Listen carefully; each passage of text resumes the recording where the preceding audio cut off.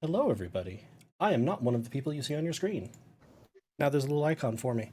It is the Demi Penguin Tech Ghost, Galway, here to welcome you to this edition of Helpful Goat Celebrates Pride as we play Lighthearted by Kurt and Kate Potts. Before I turn things over to the stars and GM of this evening, Chelsea Poe, I am going to, yes, everyone needs to stop, pause, stop listening to me. It's fine. Look at Sam. Bathe in this. It is beautiful and glorious.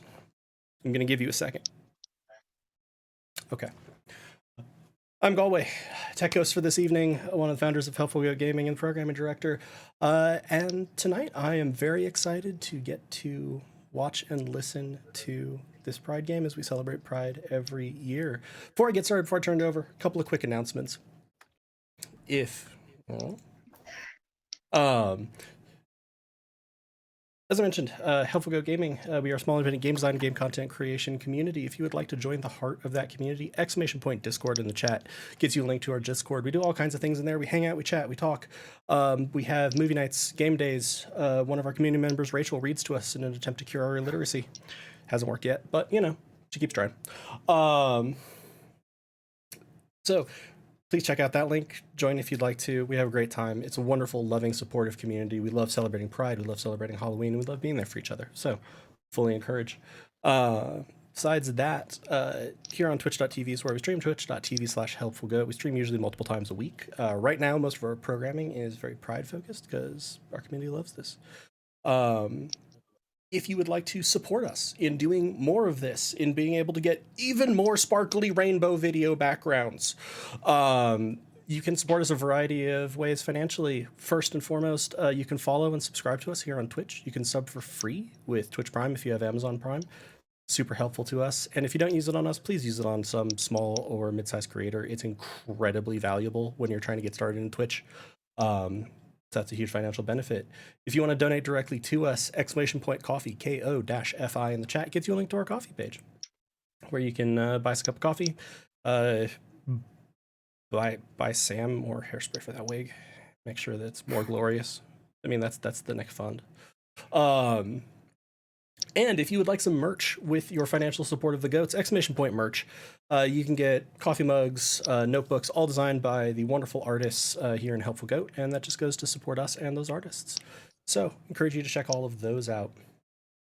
For the remainder of Pride programming on Tuesday, June 21st, I remembered everything except what day of the week that was suddenly. Tuesday, June 21st, 9 p.m. Eastern, we will have a game coming up that we're still exactly finalizing what that is, but come check it out. And then on Saturday the 25th. I'm good at days. Saturday the 25th at 12 p.m. Mountain, 2 p.m. Eastern, we will have our last Pride game of the season, which is always sad, but also always wonderful. So check those out. I think that is, oh, no, not everything I have. Donate. Helpful Goat loves to support causes, bring attention to things that are near and dear to our heart. Right now, our donate command will get you a link to an entire list of LGBTQIA plus charities that are organized by location, cause, specific focus of the charity, all of which are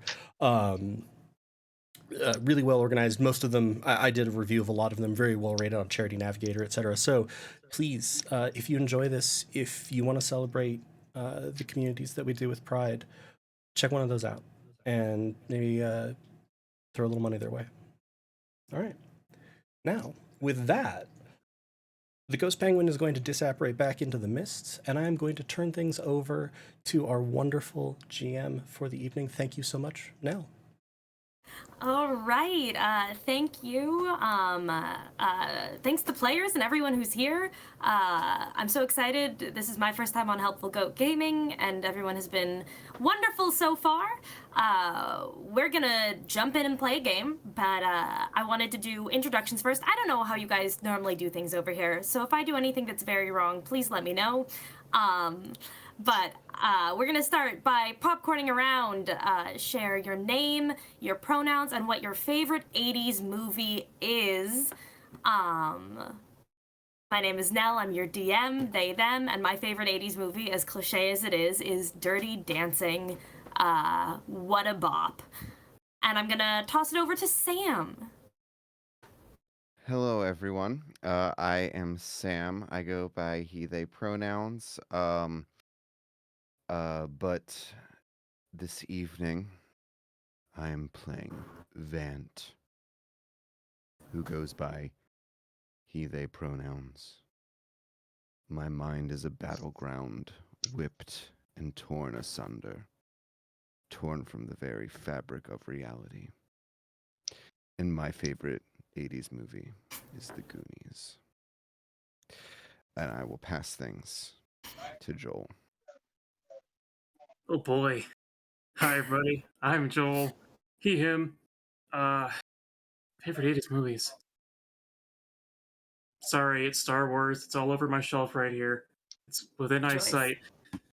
Good choice. It's cliche, but whatever. And I'm Okay. not entirely sure what I'm playing today, but it's gonna be a jock. Pass it. I don't know which direction on stream. Let's pass it to Nix. Nix, you're muted. You're muted. Sorry about that. I was muted. I'm Nix. I use any pronouns. But tonight I'll be playing Jebediah the Third. He uses they them pronouns, and he's all about just going with the flow, good vibes, and just being zen with the world. Was And that my favorite Jeb or Jed? Jeb. Okay, Jeb. Jebediah. And my favorite 80s movie is Neverending Story.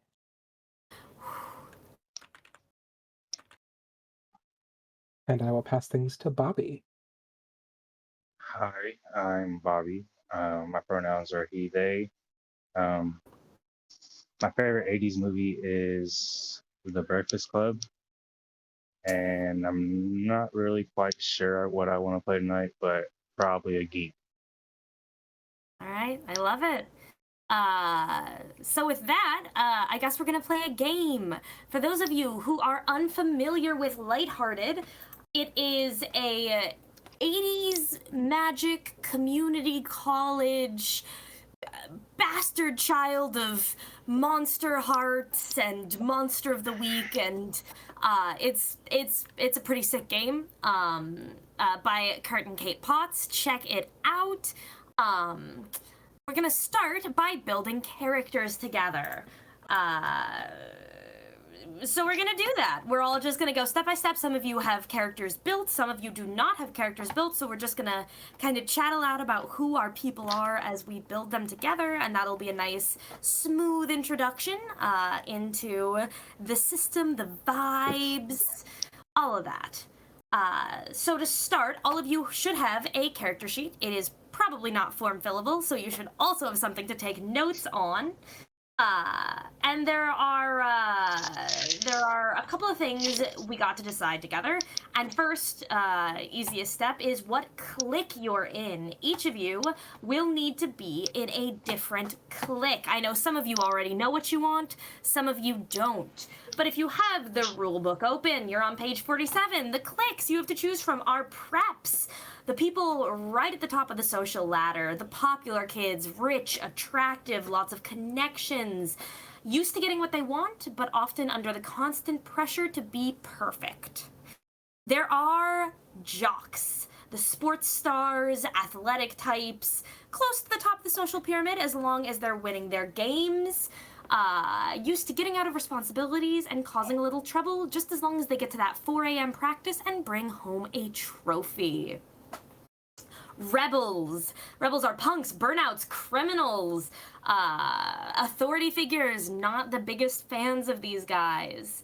They're used to the system not working for them and having to fight and scratch just to survive. We have the geeks. The quote here is, "Welcome to the bottom, nerd." Geeks are firmly planted at the bottom of the social hierarchy, which would be nice if every adult in your life wasn't constantly expecting academic perfection. We're all geeks here. We know what that one is. And last last but not least, the outcasts, goths, hippies, anyone else who doesn't really fit into any of the other boxes.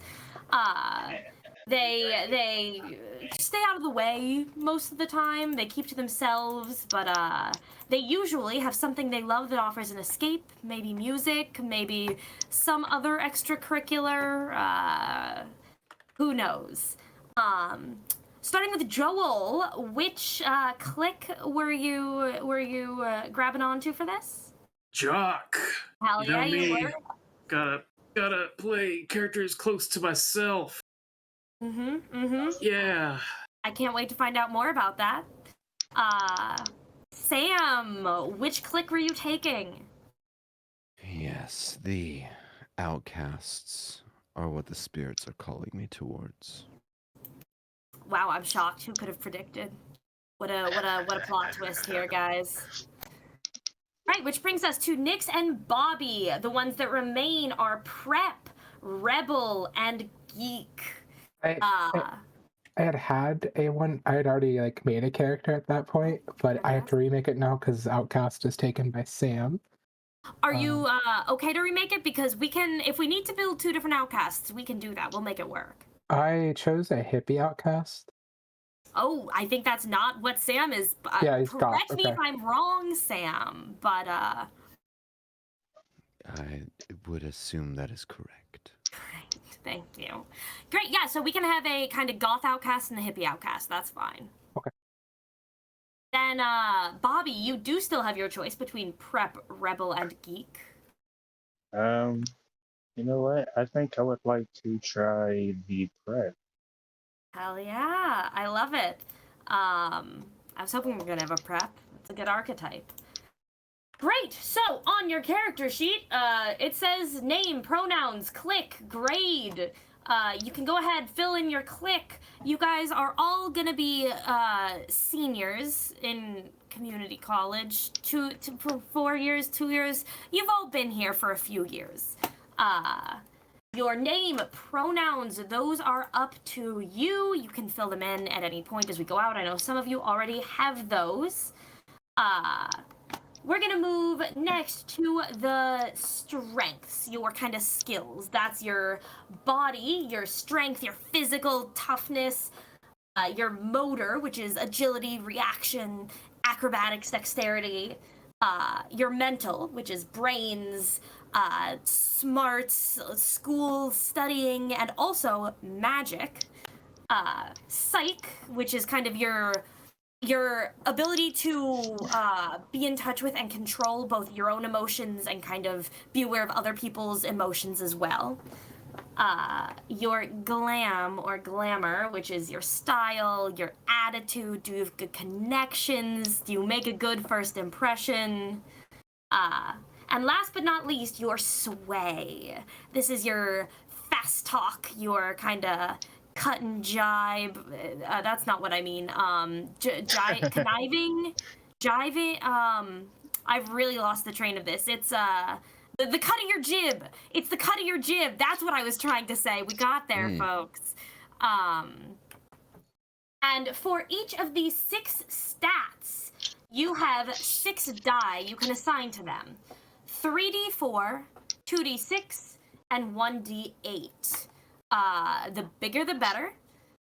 So whatever you want your character to be best at, whether that's you want to be really strong, you want to be really book smart, you want to be really glamorous, you're going to want to give that the d8.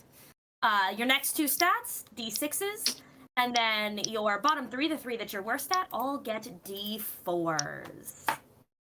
So we don't need D12. You don't need d12? Okay. I promise I did read and am familiar with the rules. Okay.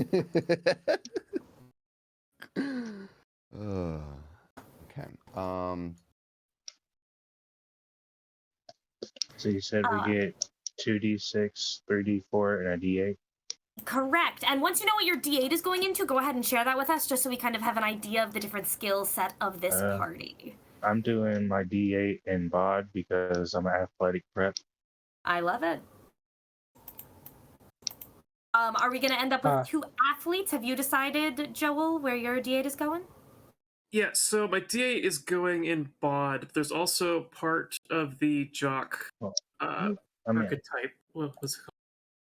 The jock click that can give you a die step up called athlete. So I'm gonna also have a D8 in motor.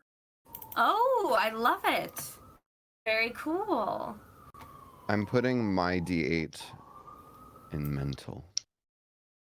I love that for you. I'm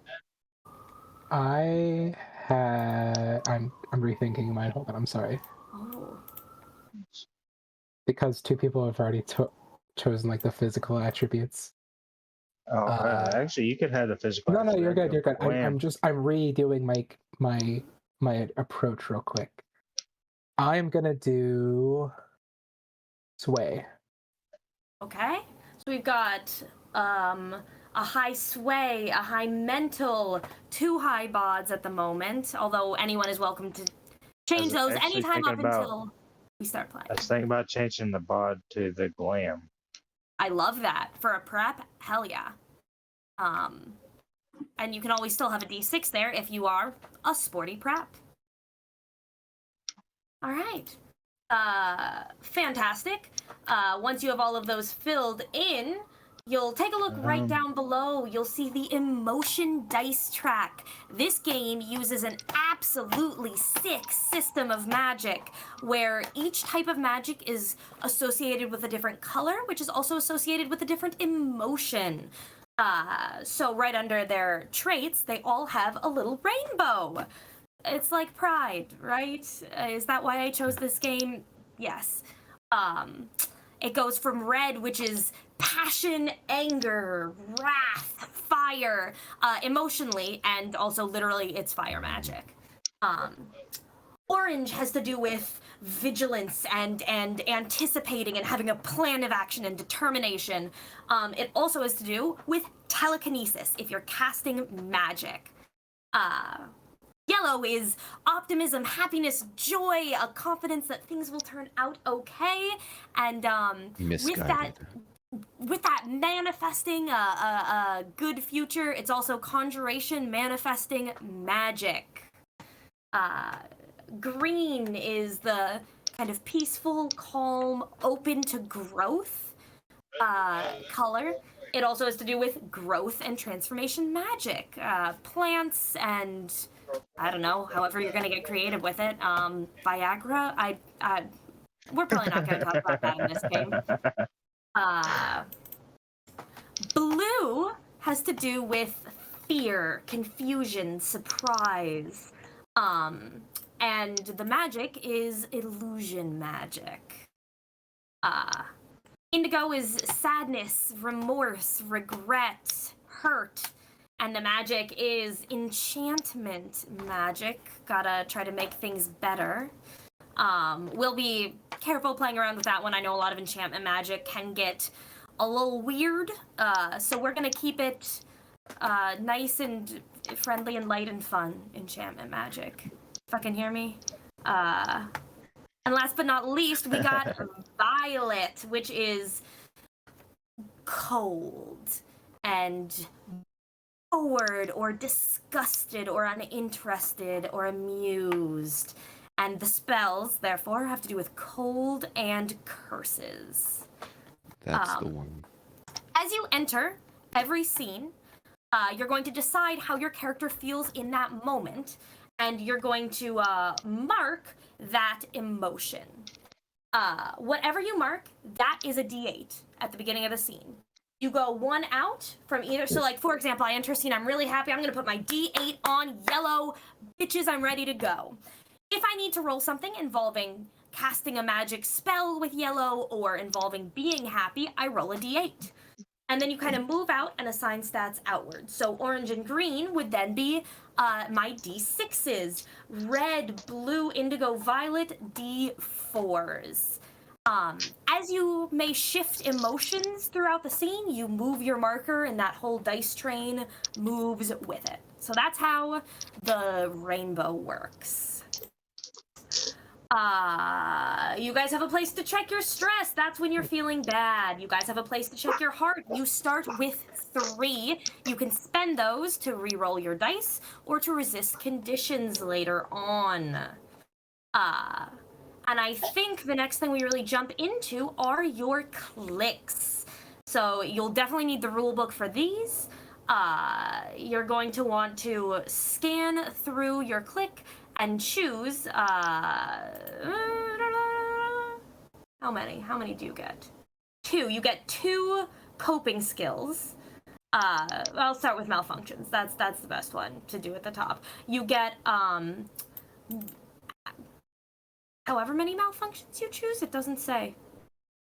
Let's say 1. Let's say you choose 1 malfunction. We're gonna rock and roll with that. You choose 1 malfunction. You choose 1 strength. That feels bad. Let's do 2 malfunctions and 2 strengths. Thank you guys for figuring this out with me. This is my first time running this game. 2 malfunctions, 2 strengths, and 2 coping skills. Those are kind of already given to you. But, now, are these listed in the the options for them? Are they listed in the book? Correct. They're in so like page 54 is playing a prep, and each one basically has a different playbook. If you're familiar with PBTA. Yeah. Okay. So once you take a look at your malfunctions and strengths, and you have 1 or 2 chosen, let us know. Share what your character is really good at and what they might struggle with a bit, as we start to get a sense for who these people are. Sweet.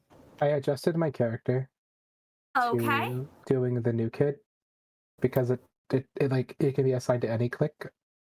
Yeah. Like it. So I just changed it to that. He's gonna be more chill, but like I just read through it a little bit more and I'm like, okay, I like this a little bit better. So I'm sticking with that. Yeah. I like the malfunctions though. They're pretty good. Trying to make yourself look cool. So when you do have a malfunction chosen, let me know what it is. I did 2 Alright. truths and a lie and hanging tough. Can you read those out for our audience at home, and also as I scroll to get to that page? It is page 76. Malfunctions for 2 truths and a lie. It says new to town, new me. Gain a heart when you make up outlandish lies about your past to sound cool. Gain XP when you risk embarrassment to share something true about yourself. Oh, I love that. Awesome. And then hanging tough is you make it up as you go. Gain a heart when you jump into a dangerous situation without a plan. Gain XP whenever you admit that you're in over your head and ask for help. Fantastic. Those are great.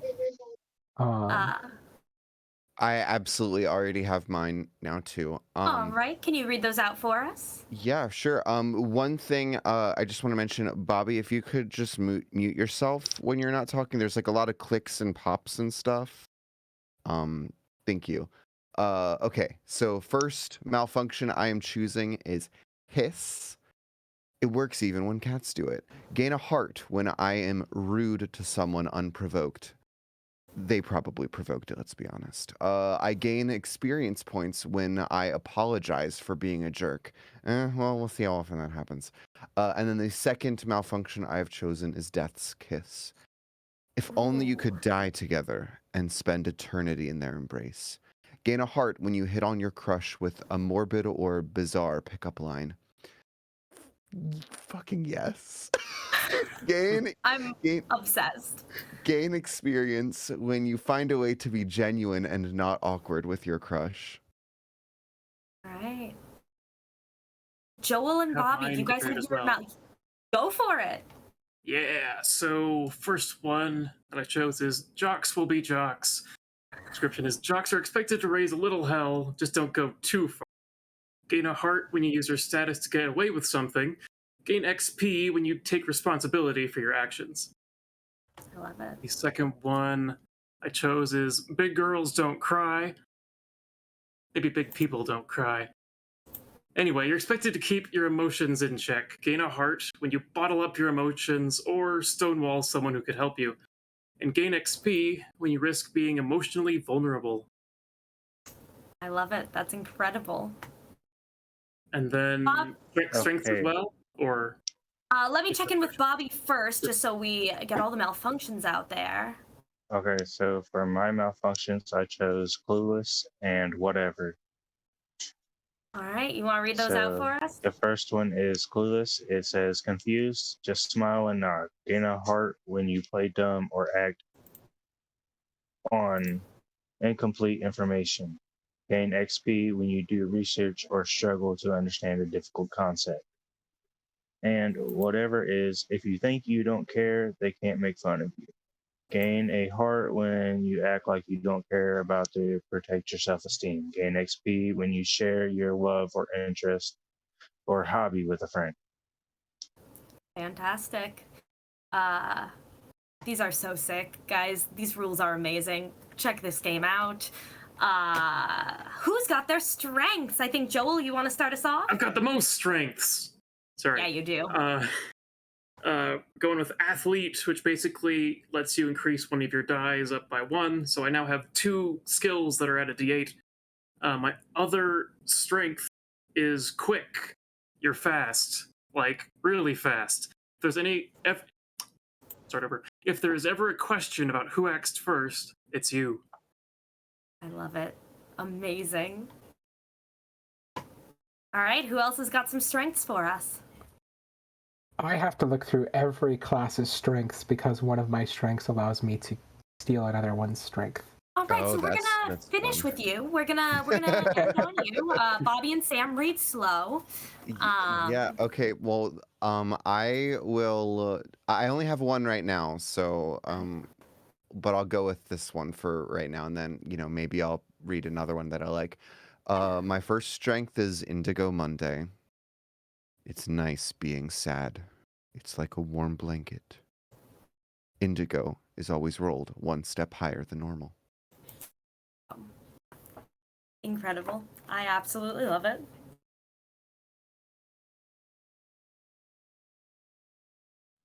Anyone else have a strength? Yeah, if you're ready.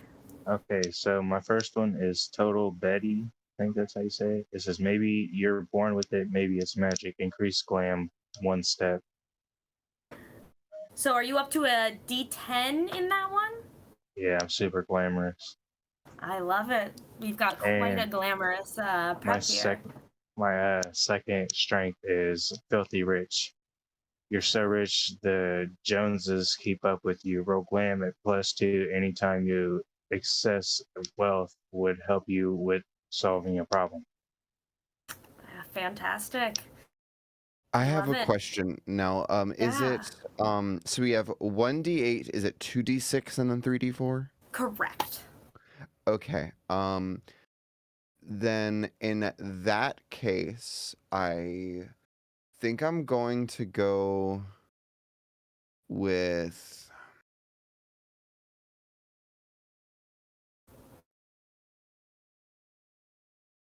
Lightborn Buddy. I have a magical friend that will help me out on an occasion, probably once per session. So I'm only going to get to use this ability once, but it's fine. If the favor is difficult or nuanced, roll sway. They'll always help, but on a 7- say how things get weird. I love it. And I think my Lightborn Buddy, I haven't decided what exactly they would be, but we're in a community college or whatever, so I think it makes sense that they have disguised themselves as a textbook. Incredible. Also, coincidentally, one of the most recent games I ran featured Clippy, like Microsoft Word Art Clippy, as the reincarnation of a demon death god. So I don't know what it is about me and these personified academic devices, but we're gonna wreak some trouble. Oh, I love that. All right, Nix, how you doing? Have you got your strengths? Yes. So I also have like a one-time use thing because that was back to the thing I was doing. First one is Party Trick. You've learned a neat spell that you use to get attention at parties. What is it? You don't mark stress when using this spell, which I have to figure out the spells in a minute. And then the other strength is this could be me. They don't know you aren't a prep or a jock or even a rebel. Spend a heart for a one-time use of the starting strength from another click. What lie do you tell to convince everyone that you should have that strength? So whenever I decide to use it, I have to spend a heart, and it's a one-time use for the session. I will gain Field Guide from the Geek click. Your obsession with monsters has made you a pro researcher. You always know where to find out about creatures, though it may be difficult to get to. You roll with a +2 to action rolls when trying to understand or interact with any monster you've researched. Phenomenal. I love it. All right. So we've got our malfunctions. We've got our strengths. You guys all see your coping skills. They're down there. We're gonna look at our bonds and our ties. Again, this is something you're gonna want to take a look at on your click sheet. We're gonna share real fast everyone's names and like a sentence about them. We're kind of getting a sense from these character sheets, but let's solidify it. Give us your name, your personality, what you're into, I don't know. And then we're gonna go back around and everyone is going to get one particular bond and then ties to the other players. You guys start, I'm double checking something on bonds. So you guys start going around to introduce your character just a bit. Oh, bonds are NPCs. That's why I'm confused. Forget about bonds, forget about them. We're just doing ties right now. So introduce your characters and then we'll go back around for ties. Rockin' and rollin', folks. You all could not forget me, for I am Vant of the Black. I was born in darkness, and that is where I reside. I am commonly seen wearing a black crop top and black overalls, black pinstriped overalls. My hair betrays the rest of my outfit in its stark redness, but I like to keep it this way.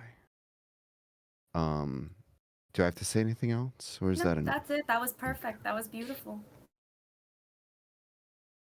And I will pass things to whoever else is ready because, coming up with characters can be hard. As a rockin' and rollin' for doing it on the spot, but I can tell. whoever's ready can go ahead. I can go next. Hello, my name is Jebediah the Third.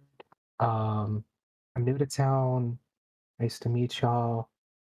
My family, we just got tired of making movies in Hollywood and, all these monsters. It's a nice little town we got to. Anyway, nice to meet y'all. Perfect. Nice. I don't have a voice yet, but I know my character. That helps. You don't have to have a voice. You don't have to have a voice ever unless you want one. I know, but I like to. Well, anyway, fair. I'm going to be playing Red. She, they pronouns. Red has a real name, but everyone just calls them Red. They are really. They're good at a lot of sports, I suppose, but they're almost famous in the school for just how good they are in track and field events. That's their specialty. Some other students might be using magic to go faster, to cheat or whatever, but the thing about Red is that Red doesn't really care about magic all that much. That's that. Fantastic. All right, let's meet Bobby. All right, I guess it leaves me. My character's name is Michael Pullman. Michael Coolman? Yes. He is your typical prep. He is filthy stinking rich. He keeps up in the highest fashion. Always, never wears the same outfit twice. Um, he's a very big hit with the ladies. He knows what to say to charm people to his advantage. I know we haven't yet gotten to ties, but I do secretly hope that we're somehow like friends amidst like, you know, the fact that we're in two totally different cliques and stuff. That'd be Well, fun. Sam, what a crazy coincidence you would say that, because we're gonna do ties right now. Oh. So you're gonna want to all take a look at your little ties thing. It gives you 5 different prompts. You're only gonna need 3 of them, because you're gonna want to have a tie to each of the other 3 characters. So take a look at yours, and when you have one you'd like to suggest to another player, shout it out. See if they agree with it. If they do, just take a note of it as we figure out how you guys know each other. I mean, you know each other because you all go to the same school, but beyond that, what you all feel about each other. Okay, so I got one. It says, "Who took care of me when I got sloppy drunk or on prom night?" Ooh. Give that one to Sam. No. I don't think I'd be taking care of someone when they're drunk. I think I'd be like, you know, I might protect them, if that counts for you. Yeah. Okay, but I'm not holding your hair back. Oh no, I ain't got no hair. I'm the bald prep. Okay. So you cool with that one? I can accept that then. No hair holding, just protecting. Yeah. No. Absolutely no hair because I don't have hair. You could like toilet plunger the head and then like hold that, but Okay, I would do that. Yeah.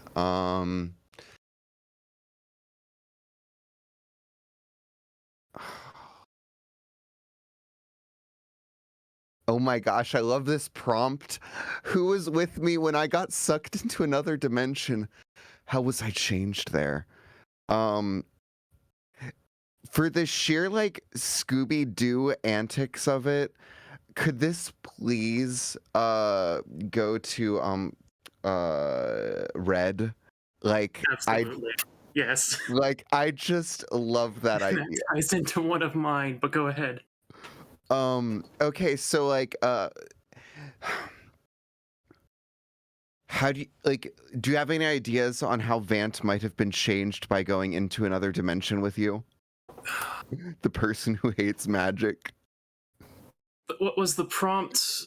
Who's changing? Could you just read the prompt How again? was I changed there? Were you changed? I also mean, you side could also question, be how did you guys end up in another dimension? Let's flesh that out. That's just little minor details. Little How were you details, changed? yeah. You know, I feel like my textbook might have had some. Maybe it's like the Necronomicon or something, and like, you know, we just accidentally got sucked in because I read a spell wrong, but It wouldn't. was like history class and Yeah, you know. yeah. It was in the middle of history, and you know, I was incredibly bored because we were, you know, learning something colonization focused, and you know, I was reading a spell and I read it wrong, and then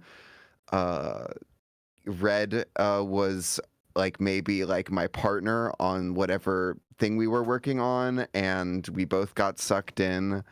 Yeah. Do you have any ideas there, Joel? I don't.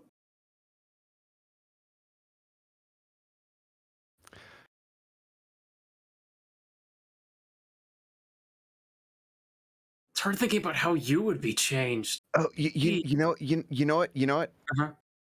Maybe like you with all of your jockey aptitude or whatever. Jockey aptitude. Yeah.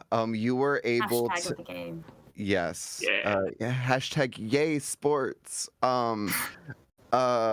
You were able to like, you know, like climb a cliff face or something to help us escape, and you know, that instilled in me an appreciation, a very detached appreciation for, you know, overall health and wellness.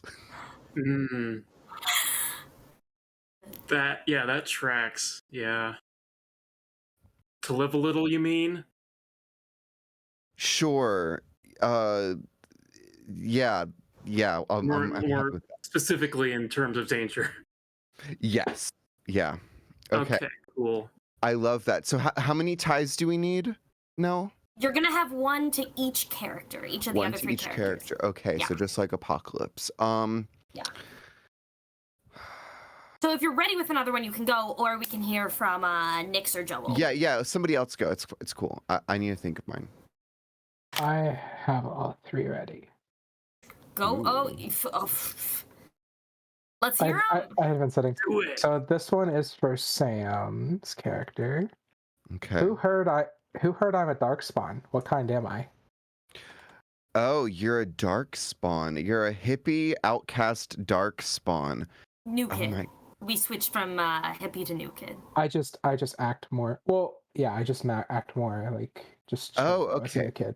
Okay, but are you still a hippie? But No, I'm not a hippie. okay, all right. just Then chill. I'm gonna new kid. All right. You're a darkspawn. Is there a section inside this book for all the different types of darkspawn or no? Or are we just coming up with We're something? gonna get a little creative with that. And what Okay, that means. well, like, how about this? You are like literally like Spawn, as in like DC Comics Spawn. Yeah. Like, so like, I don't know if this is gonna factor into like the magic you have access to, but It's a rumor. oh, okay, but I know it. Okay, so I'm on to you. Am I on to you, or am I into you? Or am I into you? Who do I have a crush on? What would I have to do to get you to notice me?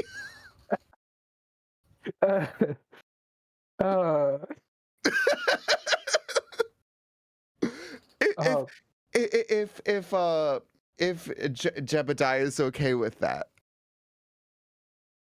Oh, sorry. There was another part that says, "Who am I supposed, or what kind am I supposed to be, and do you believe it?" I'm sorry, that was the last part.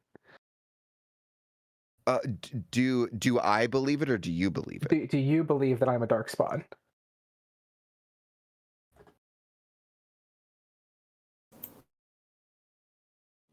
I think I have like an innate suspicion of everyone, because of my time in alternate dimensions.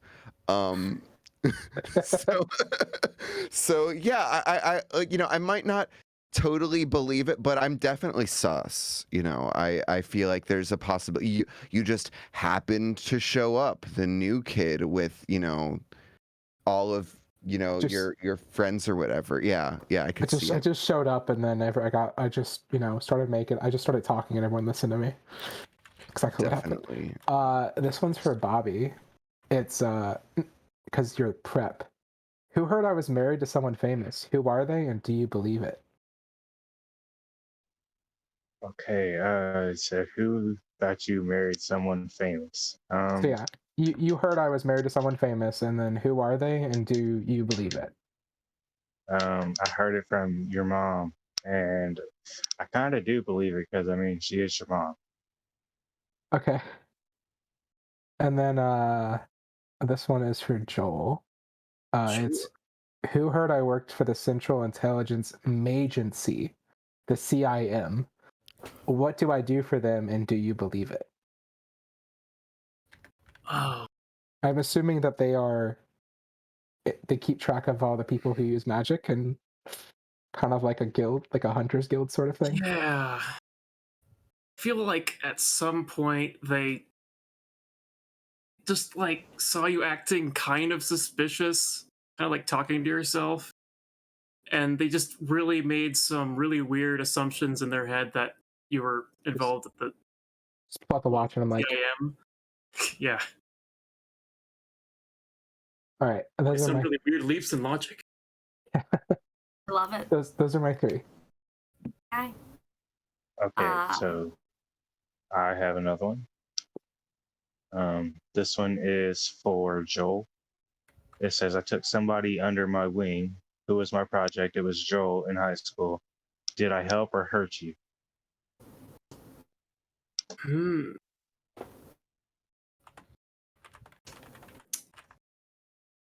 I'd be cool with whatever you think of.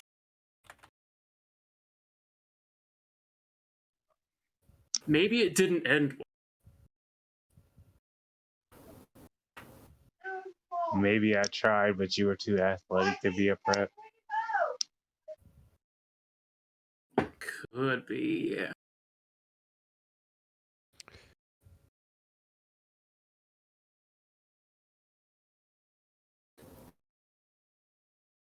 So, was this back in high school, do we think, or earlier years of college that this happened with the two of you?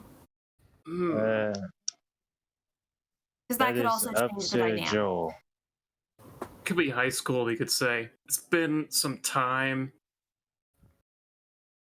Yeah, because we're seniors in community college now. Yeah. I'll go with Joel's idea. 4-year That's how you community want to play it. college, I've decided. A 4-year community college. Yeah. Nice. So I have to do one more, and this has got to be for Michael Kuhlman. I think, in like sort of coming full circle, I scratched your back by sticking a plunger on the back of your head when you needed support over vomiting over a toilet. And in like tradesies for that, I lived with you for a week when I was running away from home. Oh. And so what habit do I have that you find annoying?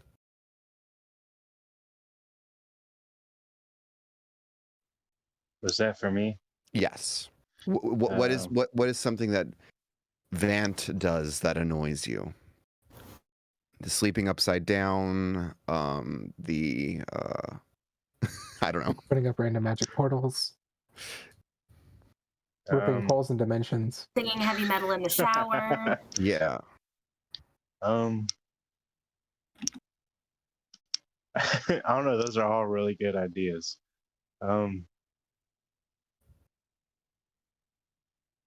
What is a trait that she has that annoys me?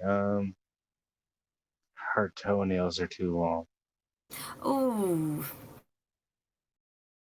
Mm. Good thing I'm always wearing like combat boots, so you wouldn't ever see them outside of when I'm bathing. I know the real you. But you know the real me. Also, just a point of clarification, Vant uses he, they pronouns. But yes, absolutely. I'm happy to have, like, can they be, like, at least, if they're long, can they at least be painted? Of course. They What color are do you paint your painted toenails, and they man? are designed. Okay, good. All right. And they are also annoying. All right. Okay. My toenails annoy. Excellent. All right. Anyone else have a bond you need? Okay, I have my last one, and this would be for Nyx. Who found the dark grimoire with me would be Nyx. Which of us was more tempted by it? Oh, definitely me. Definitely me. I'm all about like trying to always make impressions. So And yes. what's your character's name again? Jebediah the Third. But he goes by Jeb. He goes by Jeb. I'm sorry, because I changed the character. I didn't change the name. He goes by Jeb. That's one of his embarrassments is his name, so he lies about his name. Jeb, I do have one question about. So my tie, the part of it is, what do I have to do to get Jeb to notice me?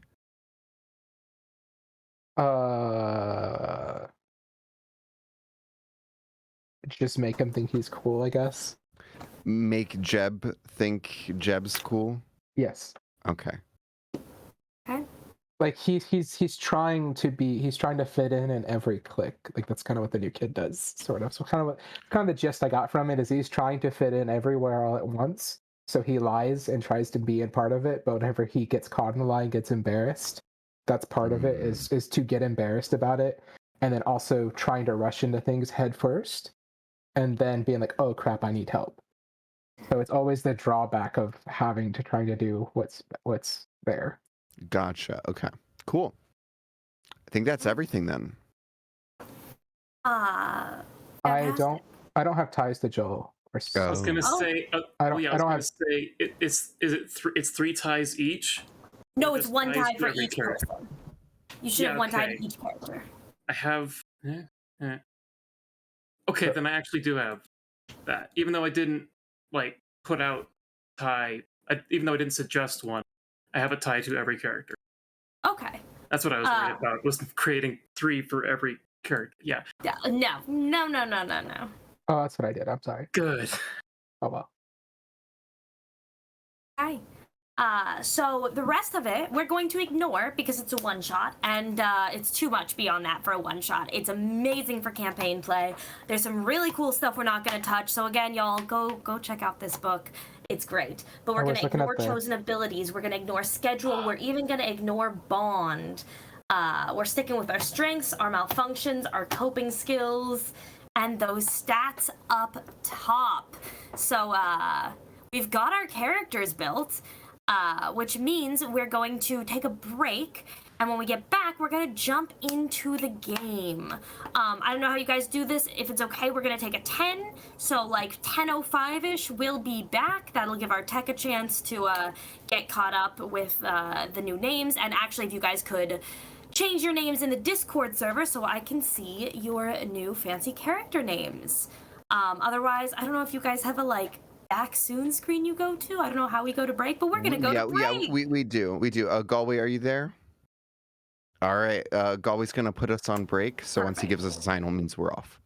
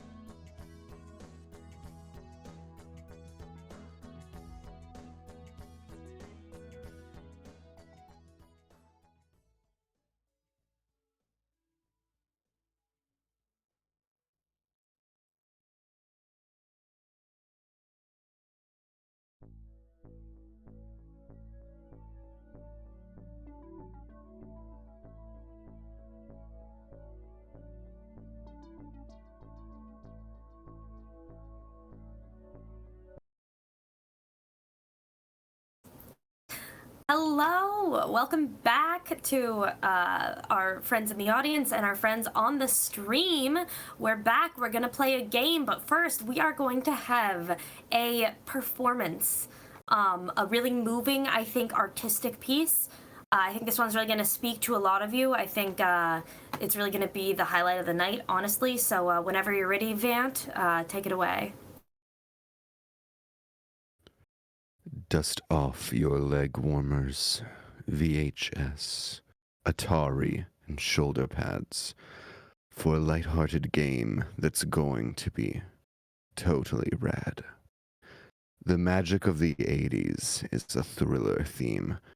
We're running up that hill and living on a prayer, on a journey with this incredible team. The hair may be big, but the excitement is bigger, with jazzercise energy and pride in every sparkling neon hue. Much love, goats. I can see, hear, and won't forget about you. Thank you, Chelsea. Beautiful, very, That very was deeply moving. amazing. It's I'm incredible. not gonna sleep tonight. Okay, I gotta go journal about that, but I guess we got a game to play first. We're gonna rock and roll. For any of you wondering about how late we're gonna be up, not that late. It's 9 o'clock it's after 9 o'clock. It's 10. It's 11 o'clock. It's 10. It's late where I am. I go to bed by midnight. This will be a 2-hour game. We're gonna rock and roll. Probably, maybe, who knows? But we're gonna give it a try. So all of my players, if you don't mind, take a deep breath and conjure the smell of a food court in a mall. The orange chicken samples that they give out at the Chinese place, and the McDonald's fries from the long line, and that smell of is it new shoes or something that just permeates mall air. It's the same every mall you go to. You've got the bright lights on overhead and all the fake plants scattered around this food court. 80s music is blasting through the speakers. And you all have been gathered here at one of these, you know, those like hard white plastic booths with the spinny like stool chairs with the low backs. That's what you're all sitting in right now, gathered around this table. Quick question. Let's get to Flavortown, quite literally. What mall food court meal did each of your characters order? I don't know what they were called in Japan in the 80s. I was reading Saku Japan in the... I also don't know what they're called in Japan, but we're not in Japan. We're here in the 80s. So whatever the modern day equivalent is. Okay, so Michael would probably have like some really good pretzels, the cheese. Mm-hmm. I mean, Good some choice. Nathan's hot dogs. If Nathan's was around at the time. Uh-huh. Also a good choice. A coffee and a pack of cigarettes. And you know, it's the 80s, so you're even allowed to smoke those things inside. Great choice. Red has gotten a burger, but they've taken off the onions and the lettuce and scraped off most of the mustard and ketchup. Okay. And this is the food options that are spread out at your table. In addition to the four of you, there is one other person here at this seat, and it's actually the person who called each of you here. Their name is Ash. They go to the community college with all of you, and they run the local radio station. KECZ. It broadcasts 60 whole watts through a 40-watt transmitter, just strong enough to be heard across campus. And each of you know Ash well from a class or an after-school activity. They're not really a cool kid, but somehow they manage to still be cool. Everyone is friends with them, even though they don't quite have a clique. They just have that air, that vibe. And each of you, for one reason or another, owes them a favor. And they called you all to cash in on it, inviting you to a little lunch here at the mall to explain exactly what it is that they need from you. And as you guys all kind of pick at your food, feeling however you feel about the other people at this table, why all four of you are here, none of you are really sure. Ash kind of leans forward, bangs flopping into their face. They kind of clear their throat. So, I assume you guys are all real hype for Battle of the Bands this weekend, right? Battle of the Bands. We've been advertising on the radio, on the station all month long. You guys are all going to be there, right? Ash, is Deathcropolis the Fifth going to be there? You know, they No. didn't make it to the final round. But I promise you're gonna love them. I promise you're gonna love them. We've got you're really gonna like you're really gonna like Heavy Velvet. And there's Triceratops Rex and just them because it's the final. So but it's just them. I but hear they're both they great. play chords. Chords? Most artists play chords, Van. Mhm. That's okay. Sure. Good music Yeah, doesn't most always do. have chords. So you're not going to the Battle of the Bands? You don't care about the Battle of the Bands? It's gonna I make this told you, a hard sell. Ash, I told you I would be there. Didn't Okay. say I was going to be exuberant. Well, you're gonna be there, so you're invested, right? You care about the success of this event and the radio station that's sponsoring it. Totally. Yeah, and if something were happening that would put the battle in jeopardy, you would wanna help out the Battle of the Bands and also your friend who runs that station. I would absolutely help out. Okay, I cool, mean- great, because one of the bands is doing dark magic, and it's not great. Yeah, super illegal stuff, super sketchy stuff, and if we host a Battle of the Bands and it turns out that it was all illegal and dark magic-y and rigged, that's not great news.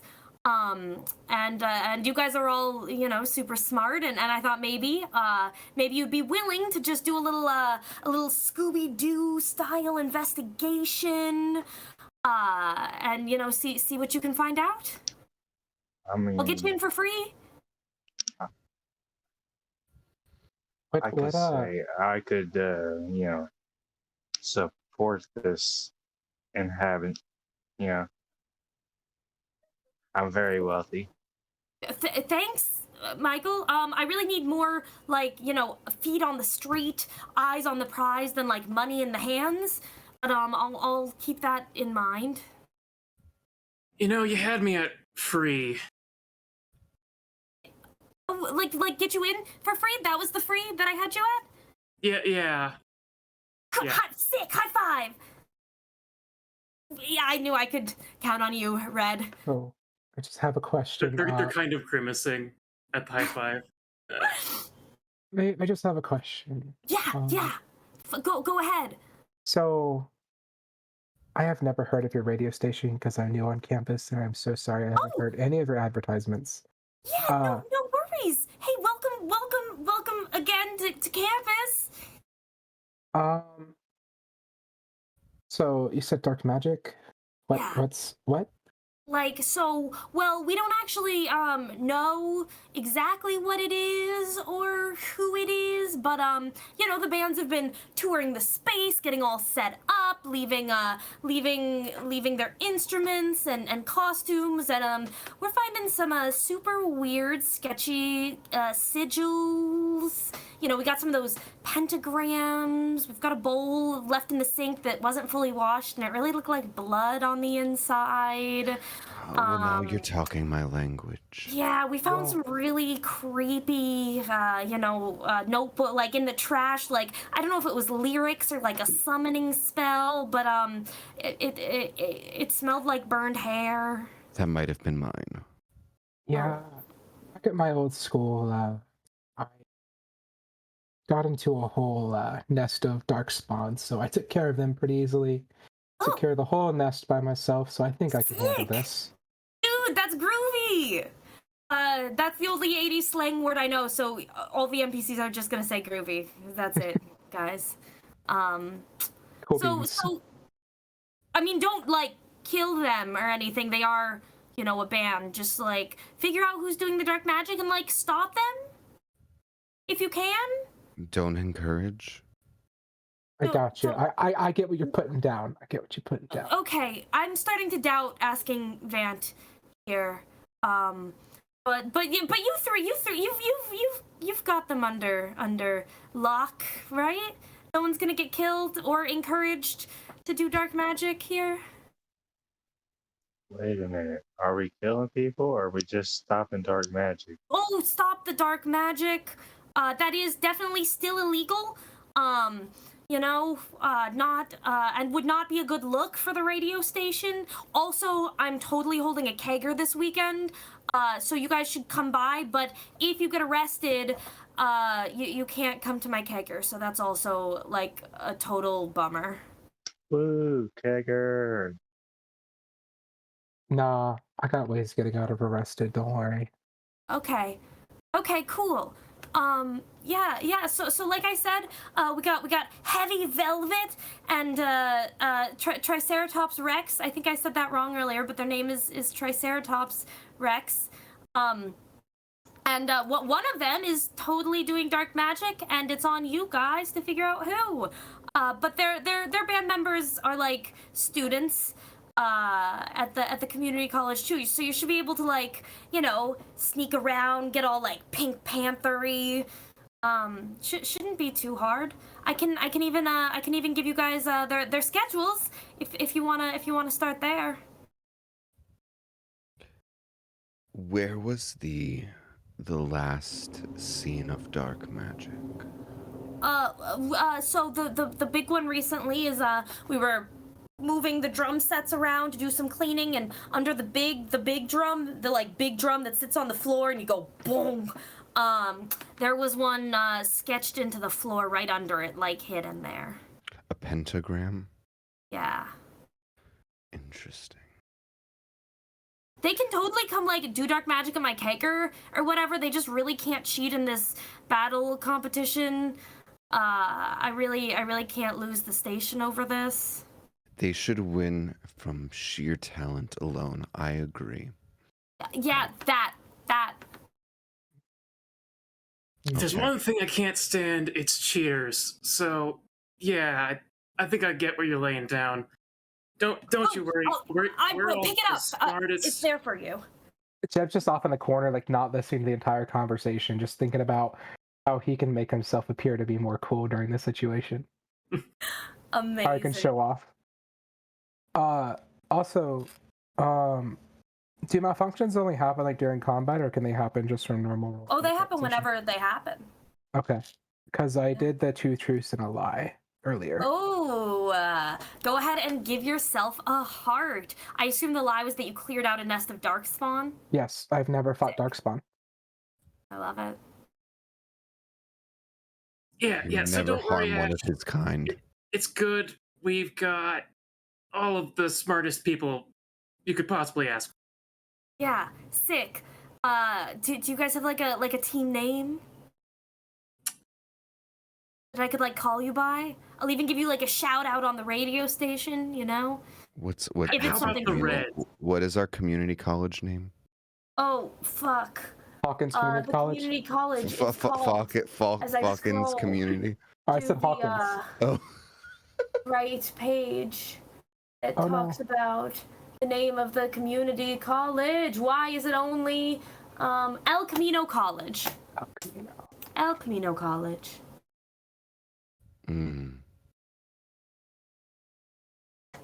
How about the El Camino Reds? For no reason. Hmm. The El Camino Reds? That's I a don't pretty sick hear name. any other options. Yeah. Come on, guys. I was thinking Cool in the Gang. Also cool. I'm feeling the creativity here. You Maybe we said need to workshop it a little bit, though. you said that we could Scooby Doo it, right? Yeah. We should be called the Mystery Gang. Oh, I can agree with that. that's cool. was that mystery gang with a Y after the A? I don't know. Mystery Gay? Okay. Mystery Gay. It is now because that's the coolest thing I've heard yet, Vant. I knew you're so cool. You know, El Camino Reds G-A-Y-N-G. second. I'm gonna Gang. go with that too. Yeah, that's Yes. Go with us to the Mystery Gang. yes. Yes, that's what. Yes. Well, I couldn't have done it without you, and that was directed directly at Jeb. He's already spaced out again. Okay, so That was very their self-centered. I'm schedules. sorry. I'm sure this is a vast invasion of privacy, so like don't tell anyone I'm giving you these, but I gotta hook up on the yearbook committee. Literally. Y'all know Betty, right? She's really out of my league, so gotta slide that into conversation where I can. But anyways, schedules for them. And if you need anything, you got my address. And my email? Did they have emails in the 80s? Guys, I wasn't alive in the 80s. Beepers, yeah. Beepers. Yeah, beepers. Call me, beat me. Beat me, baby. And Ash slides a couple sheets of paper across the table at you and stands up and heads back to the rest of the mall. Red immediately reaches out and grabs one of the papers, kind of puts it in their school jersey. Yeah. Okay. As you took a look at the well, not at the one Red has, as you take a look at the other piece of paper that's sitting out on the table, it mentions Triceratops Rex. This is a boy band group, a gender-inclusive boy band group, as it turns out. Complete of 6 members, all of whom are in fact students at the community college. The lead vocalist is the one who seems to be in charge, AJ, and it's AJ's schedule that you all have in your hands, detailing his class notes and kind of noting what time he normally leaves and walks home from campus, kind of through one of the nearby forests. This is really in depth and kind of yeah. He's just like looking at it and I'm like, just a very in-depth schedule. Is anyone else immediately suspicious of the yearbook committee? I'm suspicious of the radio lady that was here. I mean, Ash is always kind of sus, but then again, can't rule out anyone at this point. I mean, Ash would have had to follow them, or someone would have had to follow this person to know exactly the path they take home from school. The yearbook committee knows all. Oh. Okay. Well, just gonna keep that a mental note for now. What was the other band? Not Triceratops Rex? The other band was called Heavy Velvet. the sheet of paper on them is tucked into Joel's jersey. Red's jersey. Red kind of takes it out. Okay, fine, you can have it. Let's take a look. Okay. You take a look at a heavy velvet. It seems that the band's secret weapon is Kim Torres, who is a guitar shredder, super intense. But as you kind of skim over the notes on the band, they're into the theatrics. They do weird like fake sacrifices on stage and explosions when they're really not supposed to, and their drummer wears a mask all the time. So you've really got the two ends of the spectrum here with the boy band and this heavy metal group. Similarly, it's got specifically for the lead guitarist, her class schedule, the path she takes, usually biking down kind of through the town to her home at the end of the day. So it's up to the four of you how you want to investigate, whether you want to talk to these people, ask around about them, try to bump into them casually, follow them somewhere, or anything else you can think of. So feel free to discuss how you want to tackle this. I know that, Vant is of two minds about this. On one hand, Vant would love to investigate Heavy Velvet, because at least Heavy Velvet is vaguely in Vant's vein of musical interests. And he also thinks that, a band that commonly uses theatrics and explosions and stuff and like fake sacrifices, well, that's a very convenient cover-up for if they were to actually really try to use authentic sacrifices. But really, and Vant isn't telling anyone this, Vant just wants to do whatever Jeb wants to do. Mm-hmm. Okay, so what was the second? Actually, real fast, Vant, I think I'd love to get our first roll of the game to see how cool you can play it as you all are discussing what to do and you're trying to not let Jeb or anyone else catch on. So the way we do this is you roll 2 dice. You roll the dice associated with the emotion you think is attached to this scene. Which, actually, quick question, how did your character feel at the beginning of the scene?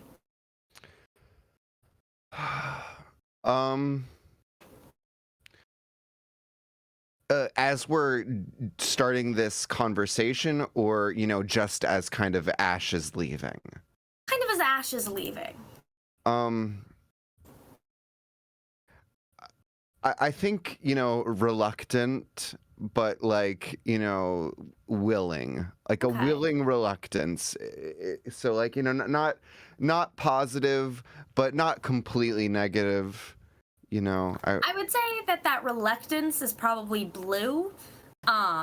So the blue would be a D8, the colors on either side would be a D6, and the other ones would be a D4. What emotion is fueling you're trying to play it cool? Which emotion is fueling? And along with that, which trait are you trying to glam, be distracting with, how gorgeous you are? Are you trying to... I think if anything, I would be using my psych, which is like my emotional conditioning, to restrain myself from, being, showing genuine emotion. Whereas, I'm okay with being flirtatious, but I don't want people to actually know the burning fire that's inside. I love it. So I would say psych, and then what was the other? What emotion are you using as you try to play it cool?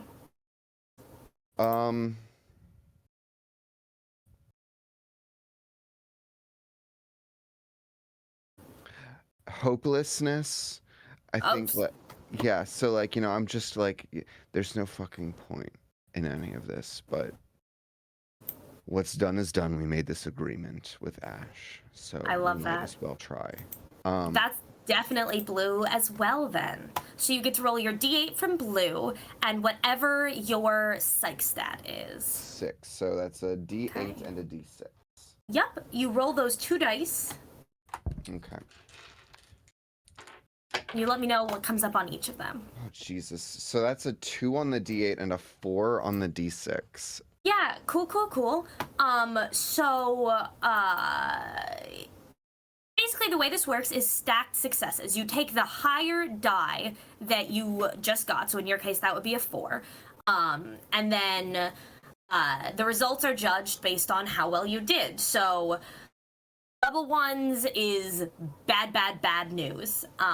Terrible things happen. 2 to 3, you fail and it doesn't go too well. 4 to 7, you do succeed, kind of, mostly. 8 plus, you definitely succeed. 12 plus, you get something extra fancy special. So if you want to keep that 4, it's a success with consequences. You're probably going to hide it from Jeb, but you may not hide it from everyone. Oh, then now, I'm so down for that. I'm so great. down for that consequence. Let me just explain it, just so that we know. Mhm. If you don't like that, you can spend a heart to try to re-roll. But obviously you have a limited supply of hearts, so you gotta be a little careful about when you do that. Yeah, you like that success with consequences. So Jeb, Vant is so cool. Vant is not really happy to be here, but I guess they're going along with it, so that's fine. Red, however, Vant shouldn't be into this. Vant should be. Even when you guys were in the alternate universe, Vant was so stone cold, and there is something in the way that he keeps kind of agreeing to whatever Jeb says and getting just a little too excited. That's there's something a little sus there. So now that I've made you roll, how do you guys want to investigate this kind of mystery you've been set on? Well, I think first, I think the cue that maybe Red witnessed was me just kind of casually throwing in the flirtatious line to Jeb where I say, if I said you had a pale body, Jeb, would you hold it against me?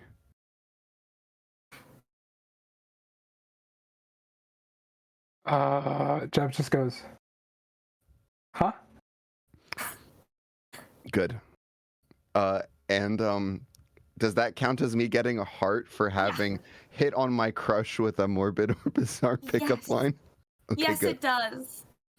So Yeah, how many Red, you hearts hear do that we and you're start like, with? excuse me? How many hearts do we start with? You start with 3. Okay, so that's 4 for me now. I'm just gonna mark that 4 hearts. Excellent. Right.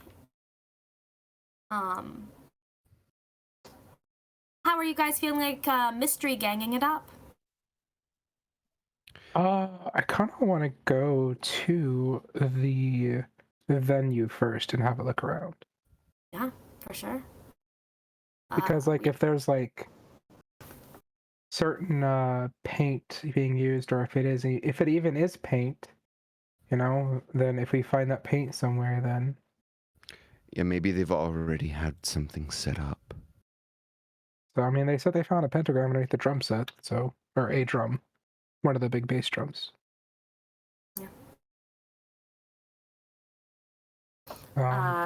Yeah, Red, Michael. I know Vant has said that he's a little bit interested in investigating Triceratops Rex. Jeb is suggesting going to the venue first. Yeah, I say we check out the joint first, see if there's anything that we missed.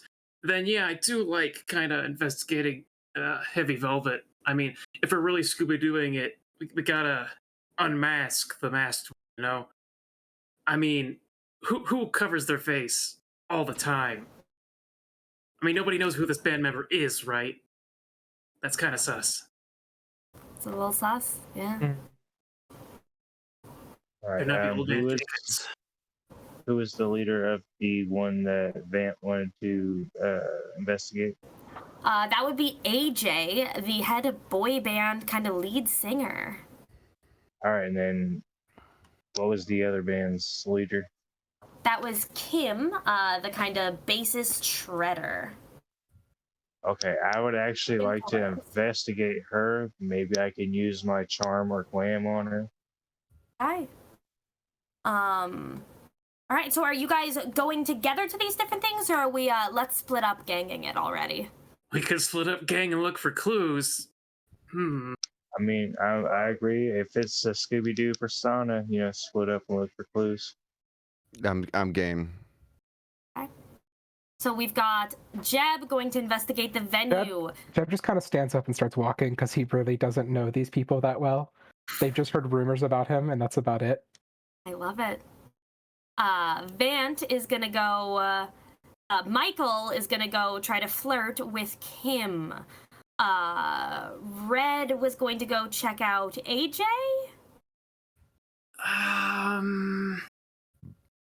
Was sort of thinking about that, but is now seeing Jeb walking away. I think I'll follow Jeb. Later, nerds. Stops and gets an Orange Julius on the way out.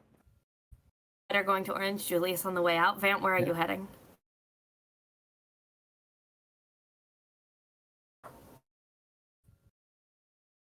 Was that a question for me? Yeah, where are you? Oh, heading? I'm absolutely going with Jeb. There's no question. So we've really it's only Michael. Jeb is like, yeah, I'm the new kid. Bye, guys. Oh no, Michael's like, Jeb's the new kid. Someone's the new kid. Jeb's the new kid. And everyone's like, little trail of ducks following behind him. All right, so only Michael's splitting the party. When he dies, it's your fault. I was trying to split it 2 and 2, but I misunderstood who was going where. Well, Red, if you'd rather go with Michael to chat with Kim, that's fine too, if you want to change that split.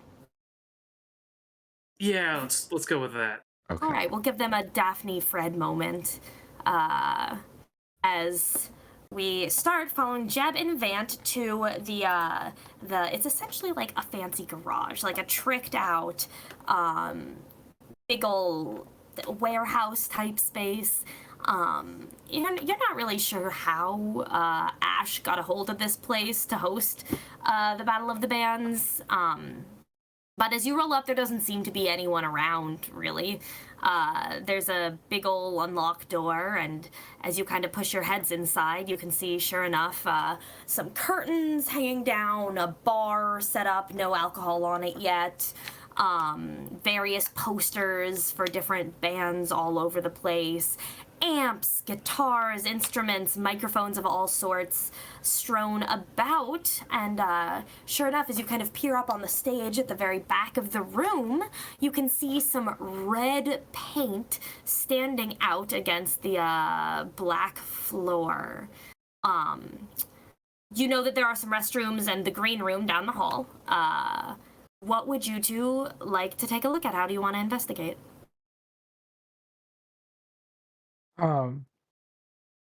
The first thing that I'm gonna do is I'm gonna walk around and be like, because like, just faking it till I make it kind of thing. That's gonna be a roll to fake it till you make it. Yep. How do you feel, actually real fast before anything else, both of you, Vant and Jeb, how do you feel entering this scene? What's your emotional state as you head off on your investigation?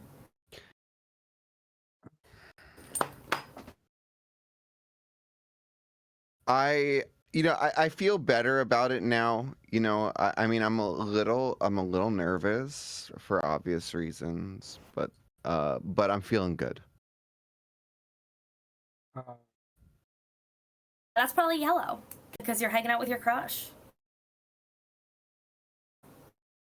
Trying to think, because I'm kind of just there. Because I'm in it. I'm there doing this just to have the credit. That would be Roy G. Biv, Violet, Indigo, whatever the last one is. I think that's Yeah, Indigo. The I'm kind of kind of disinterested, yeah. Bored, whatever. yes. Yeah.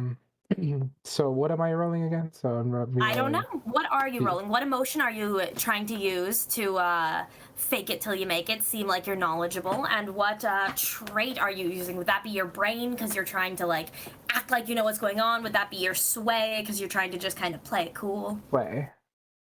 Okay. For sure. So it'd be a D8 and it'd be 2 D8s, right? Because I'd be doing Violet. That's where I'm at. Yeah, if that's the emotion you're using, for sure, 2d8s. I got 2 weights. Jesus, all right, that's a success. I'm gonna move these over some more so I have more room to roll. Yep. Especially useful considering you weren't actually looking for clues, you were just trying to play it cool.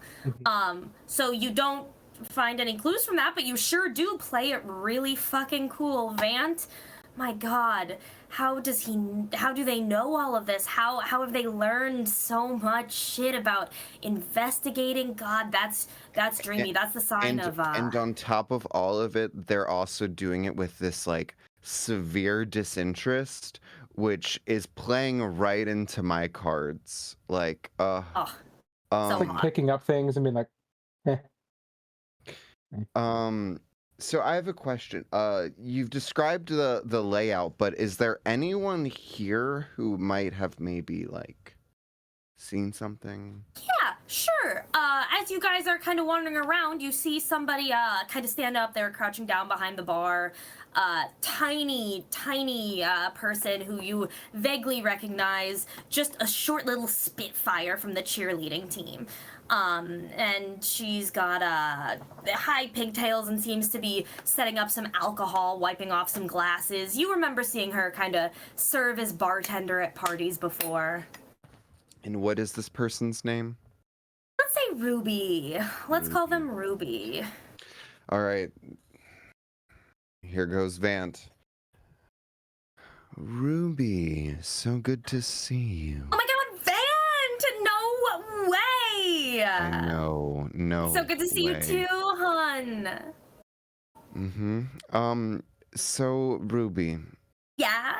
I don't mean to cause alarm, so please. Oh my god. Everything is Is there okay. something to be alarmed about? No. Oh, okay. But I've been both. Me and Jeb were asked to come check things Oh, hi, out. Jeb! Here's Jeb over there. Don't touch him. Oh my god. And Are you like a thing?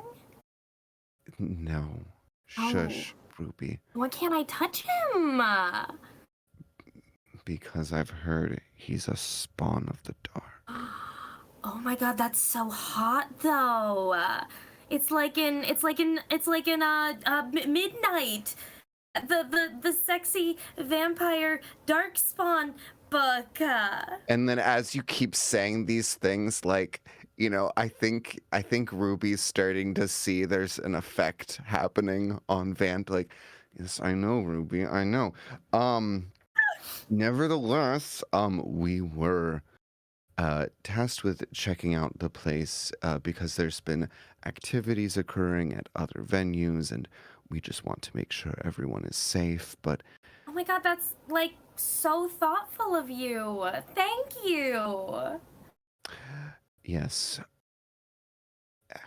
to that end, have you seen anything around here? Anyone around here that maybe shouldn't have been? Who, for example, did the painting? Was that you?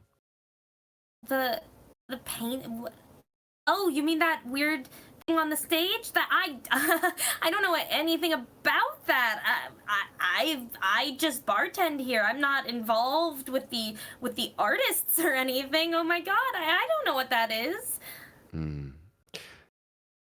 So you didn't see the artists painted or anything like that? No, silly. Of course I didn't. Do I get the sense that she's like lying Yes. or withholding anything? Okay. Yes, you do, in fact. Her, like, cheerful demeanor is suddenly incredibly forced. Okay. Ruby, did I ever tell you about the time that I fell into the dark dimension during history? Oh my god, were there any sexy demons there?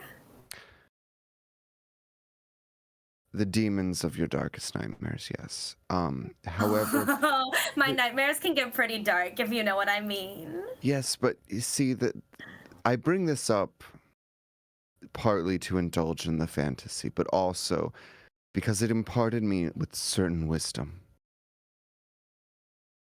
I know when people are obfuscating, withholding, and Ruby, I would never accuse you of this. However, I'm getting the sense in this moment that you might have something more you want to say to me. This is definitely a role. What emotion and what trait do you think Vant is using? I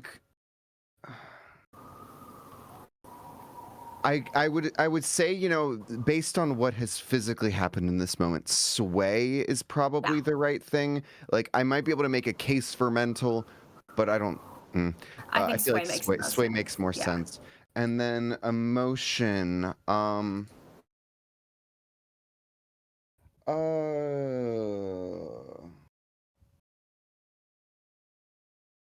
honestly, like, I'm kind of feeling some of the warmer hues over here because, like, there's an intention in this moment. Like, I know I'm being lied to, and so, like, that could be an orange or a red. I was gonna say I was picking up red from that. Okay.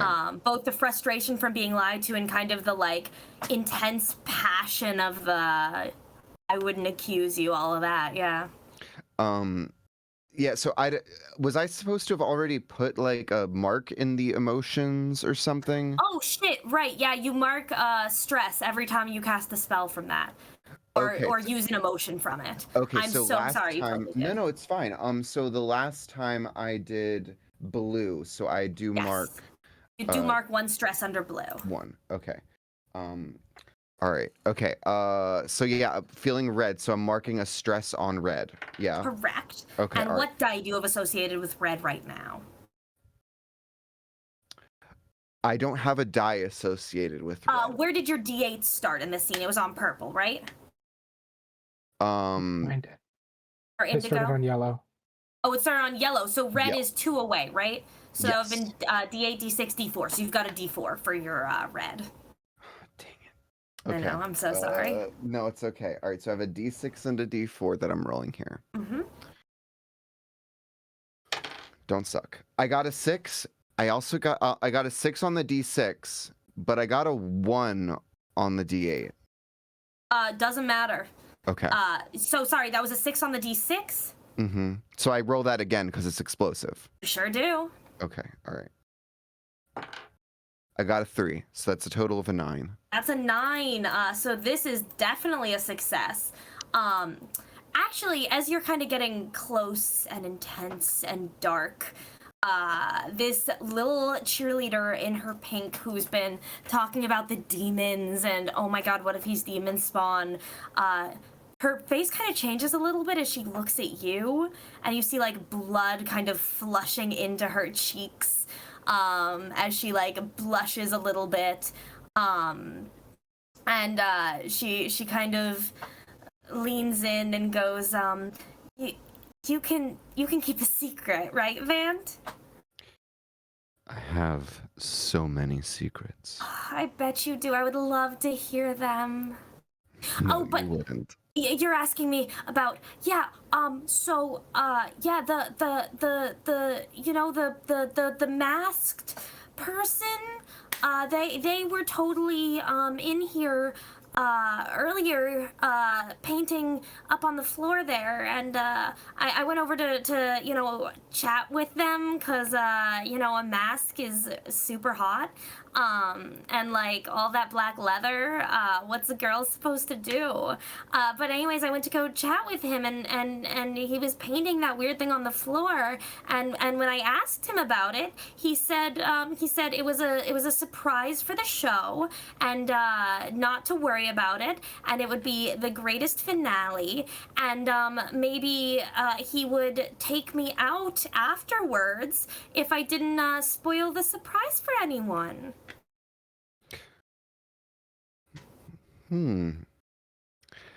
Well, you certainly haven't spoiled anything for me.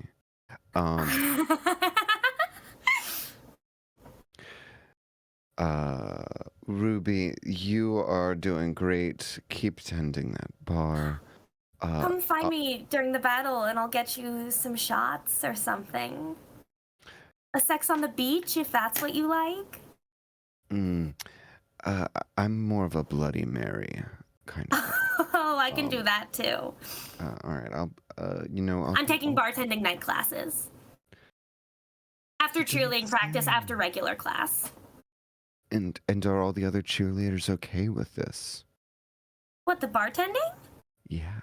Yeah, we're like super supportive of each other's dreams. Ellie's taking nursing school classes, and Ava writes smut under a pen name and does like the self-publishing on Amazon stuff.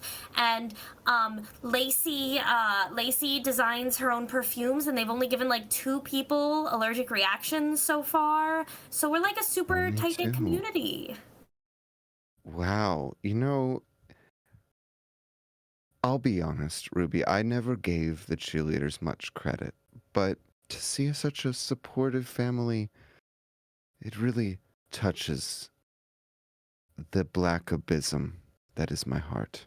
I could touch the black abysm that's your heart. Maybe next time. Okay. And then...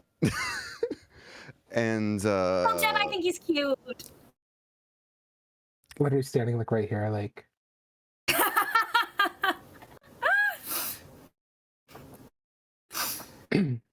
She's just saying that, Jeb. Yeah. All right. Jeb, was there anything you wanted to investigate when you were in here? Did I happen to find anything with my really good roll, even though I was playing it, like... Yeah, sure.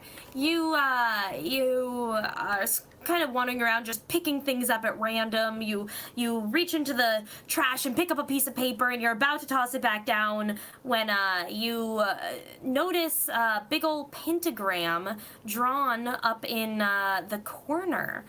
And as you start to scan down, it reads chop, chop, chop, chop away at my heart. And then there's a big old blotch of ink kind of blocking out some of the rest of the writing. Yeah. Okay. I had one more thing I wanted to do, because I heard the conversation. I chose illusions as my party trick for my spell type, so I don't gain stress in that roll when I use it. I love it. So what I want to do is I want to go up on stage, and I want to make the floor appear normal. Okay. To see, and I want to like wait for reactions. So that's gonna be a D4 because it's 2 over. Uh-huh. So I was at Violet. It is. And do I just roll the 4, or do I roll another thing? Great question. Let me double check real fast. On the magic. On the magic. How do you roll for magic? And this, I swear to God, I read all these rules, guys, but I'm also going on like 4 no, hours of sleep. I understand that because like I had to read the other rule book for my game in a week or 2, or like next week. It's in one ear, out the other. It's a lot. I found magic. Especially when you're trying to condense it. You still get to choose. Oh, default trait is mental unless you want to make an argument for a different trait, like glamorous for an illusion. I can do glam, I think. Then. Right? No. Yeah. No, yeah. I'll do mental. Up to you. I have a better dice in mental. Oh, great. Then definitely use mental. Also, can I tell if has been any illusion magic weaved into anything around here? I don't know. Let's see how good Since your roll is. Okay. 8. Okay, fantastic. So on an 8, the floor looks normal. I mean, Ruby's the only one in here, and she's kind of polishing a glass. She's not paying much attention, so you don't get much of a response. But you do sense illusion magic on where this pentagram was. There was definitely magic baked into whatever the effect is in fact tied to some sort of illusion. Okay. So I just made it kind of look like the floor again. Yeah. Okay. So no dark magic going on in this area. Got it. It's illusion magic. Okay. I don't mean it's light necessarily. It feels funky, that's for sure. Doesn't feel very good as you're kind of vibing it out. I'm gonna pull out a piece of paper and just write that note down the way I remember it. Okay. And yeah. Fantastic. You two have done a bit of investigating, so let's cut over to Michael and Red, who are hoping to go flirt with Kim Torres, the drummer of Heavy Velvet. Are you trying to, bump into her in class, on her way home, somewhere else? So Maybe. I think Red is walking alongside Michael, realizes that they're right beside each other, moves forward, kind of walks faster, and then whips around. Okay, Michael, we gotta figure out what we're doing. We could pretend to be uber fans of the band and just accidentally bump into her, start talking about stuff. What do you want to do? I mean, I was thinking maybe we could try to bump into her on the way home. Yeah. I think accidental meeting is a great idea. I mean,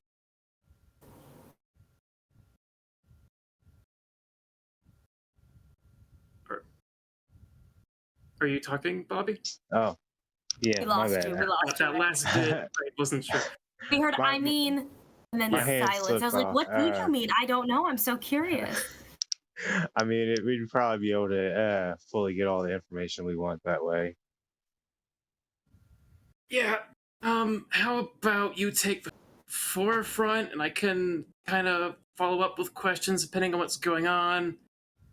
I mean, you're better with people than I am. Red kind of Just say it, Red. purses their lip a bit. And going into the situation is probably in indigo. I love Sort it. of, What sort of about you? remorseful, remembering what's happened in the past with Michael. I am going to go in this as yellow, as optimistic and joyful. Hell yeah, I love it. And as you guys head down the kind of tree-lined street, there's a group kind of roller skating and skateboarding and crop tops and scrunchies going by you. And heading up the sidewalk is the girl you recognize from the yearbook photo that was attached to this file. How do they do that? How do they have everyone's pictures just ready on demand? I don't know. Yearbook knows everyone. She's got wild short hair spiked up in every direction and a torn leather jacket and big clunky combat boots. And she's got big headphones on and is bopping away to her music as she walks down the sidewalk. All right. Well, as we get close, as kind of like a diversion tactic, I want to basically tell Red to trip me into her, basically get the conversation started. Oh yeah.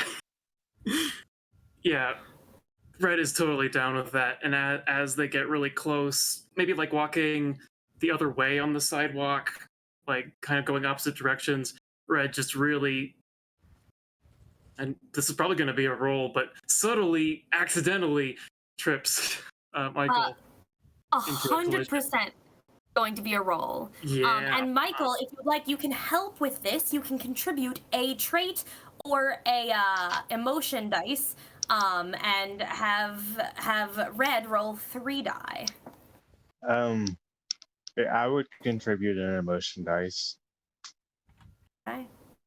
What emotion do you think? I mean, I'm pretty optimistic this is going to work, so I'm going to stick with yellow. Okay. And that's your addition? D8. 8. I could either go with motor in that it's a reaction, or I could go maybe with glam, because I'm just sort of trying to fake it. By the way, I'm so sorry, Sam, I was wrong earlier. You add stress to an emotion when you cast a spell, not when you use that emotion. Oh, okay. So the I only don't have any stress should stress. be marked. Yeah, no stress yet. Yeah, sorry. All right, go ahead. So did you decide motor or? I think it fits more with glam, which is my worst die, but that's fine. Okay. And then as far as emotion,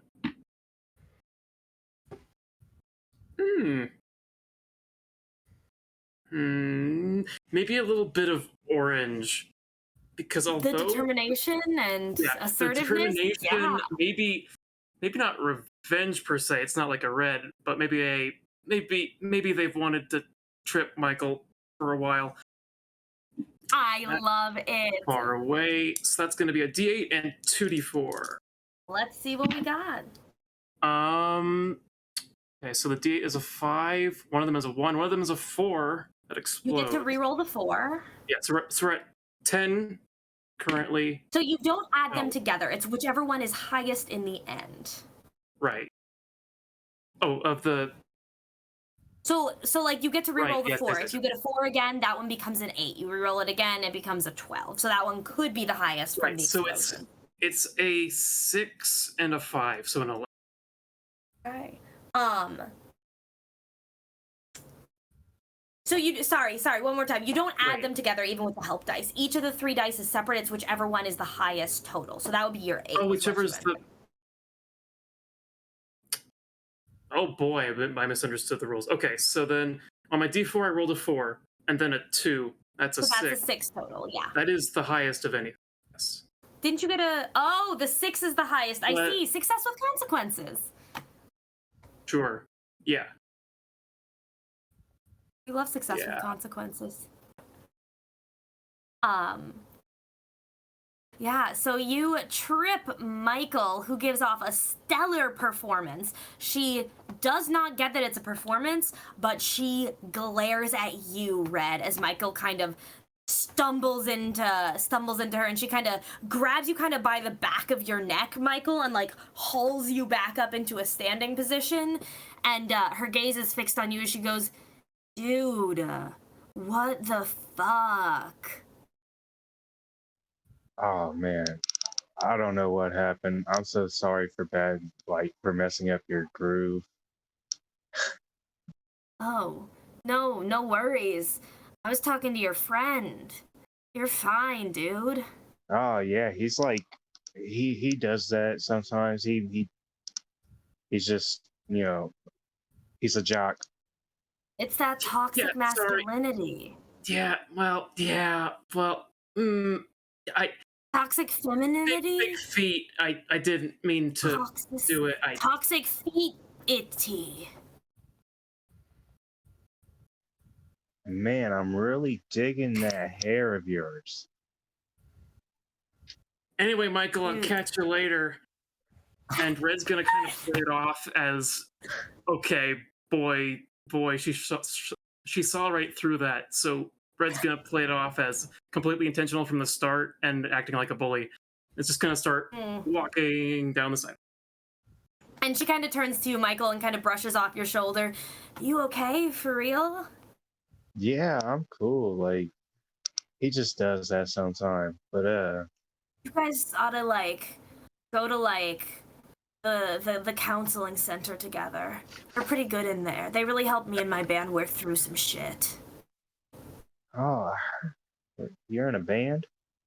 Ah, man, I'm in Heavy Velvet. You haven't heard of us yet? You will someday. Oh, you are. You're in the Battle of the Bands. Yeah, dude, our song goes like, you totally know that one. Oh yeah, totally. I absolutely know that one. I can't wait to hear it. You're coming to the battle? Yeah. Fucking sick, you better cheer for us. Oh, always. You want a cig? You got one? Yeah, she pulls out a pack and like lights up. Yeah, I would enjoy one. Yeah. Yeah, she hands one over. She seems down to shoot the shit with you for a bit. You've been cool so far. She does kind of glance over her shoulder to see where you're at, Red. Have you gone out of sight, or are you like standing at the end of the sidewalk like I feel like Red has kind of been kicking some rocks around down the sidewalk and then finally just sort of leans back, kind of cool guy pose against a tree. Maybe barely within earshot, but I don't think they're quite able to pick up everything from the conversation. Yeah. Just enough to not completely leave. He kind of gives you the middle finger. Yeah. Like casually, yeah. Um,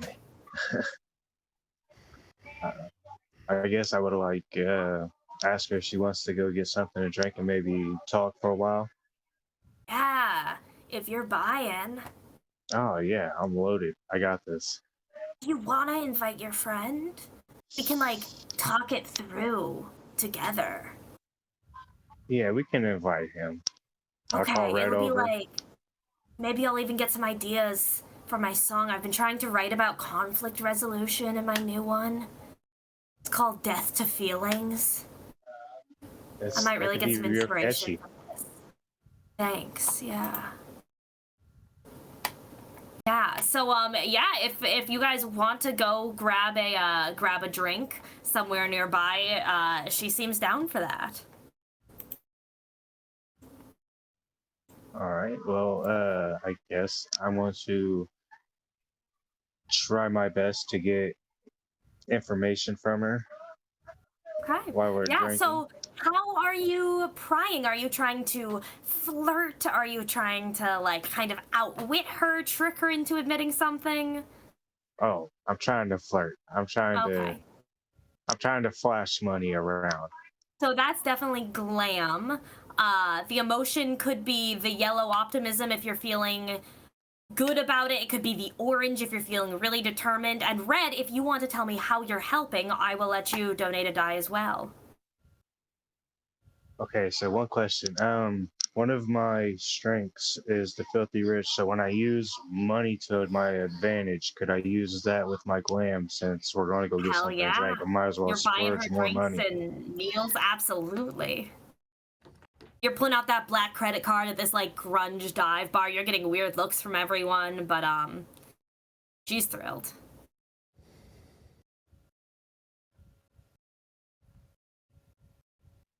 All right. So my emotion would be yellow, so it'd be the D8 plus my D10 for glam, and then it's whichever one's higher. And then red, do you want to try to help with this roll?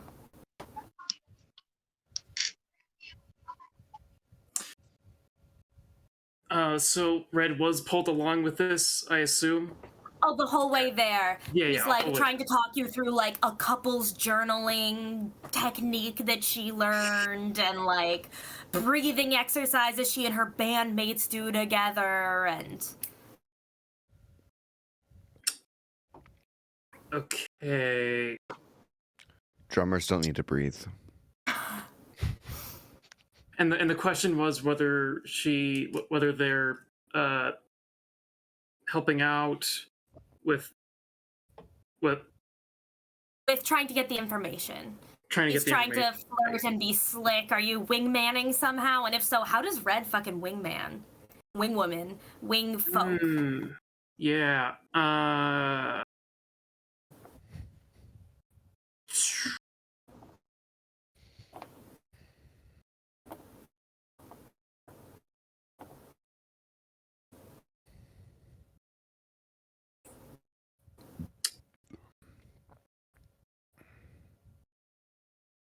Joel is completely drawing a blank on how we could. And no worries if the answer is, Yeah, he's probably got it. That's know. fine. Especially with the dynamic. I'm not sure if Red can help in this situation. Yeah, totally fine. Leaving him on his own. I feel like Red would leave Michael out to dry in this situation, so that's I mean, fair. he did trip me. Yeah. They really shoved you right into this. Okay, so Michael, go ahead. Roll that D8, that D10. All right. So, does the +2 add to both dice for the total No, number? it would just add to the glam one. Okay, so my glam would be a 9, and the D8 would be a 3. Okay, so we'll go with that 9, I'm assuming.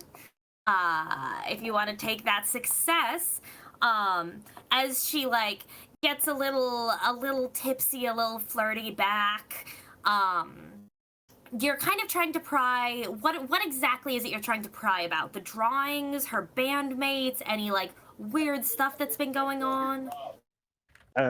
Pretty much any weird stuff. If she's seen anything, wild within like the past like week or so at the Battle of the Bands. Yeah. It's so funny you bring that up. I really appreciate your asking. It shows a real depth of emotional maturity that you really care about what's going on with me.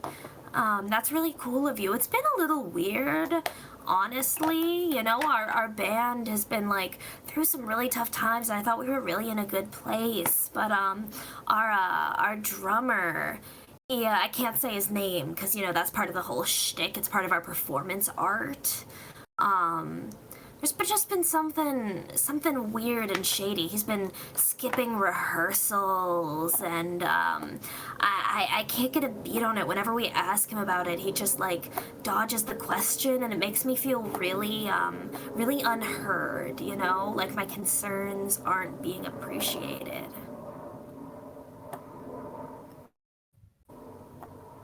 Oh yeah, I can totally understand that. I mean, your needs are totally 100% valid. Yeah, thank you. I wish he would understand that the band is like really important. I thought we were a family. Sometimes families don't fully understand what it means to be family. Yeah, that's real deep. My therapist would agree with you.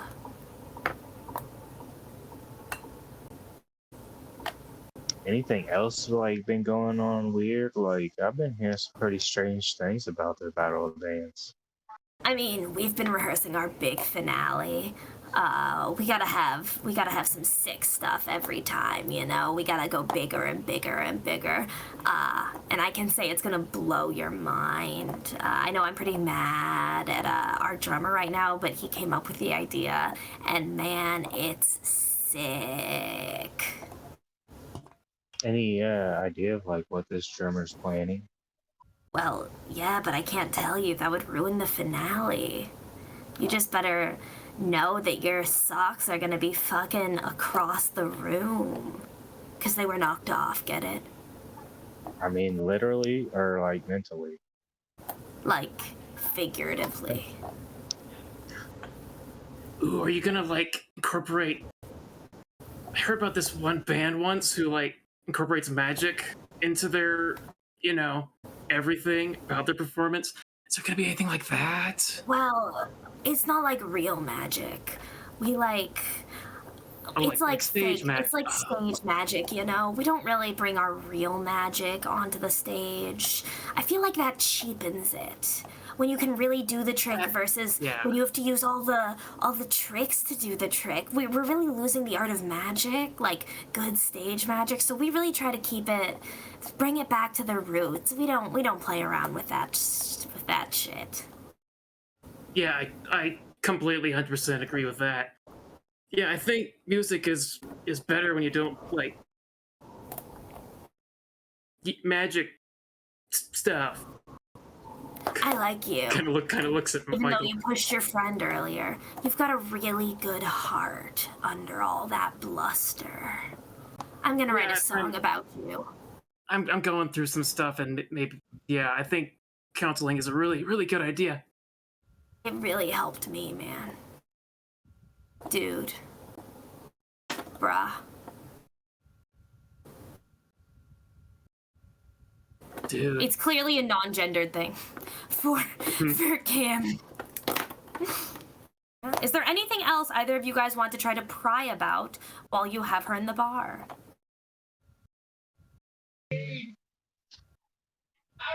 I feel like we've gotten enough information, but Yeah. we also have no idea what the others are finding at the venue.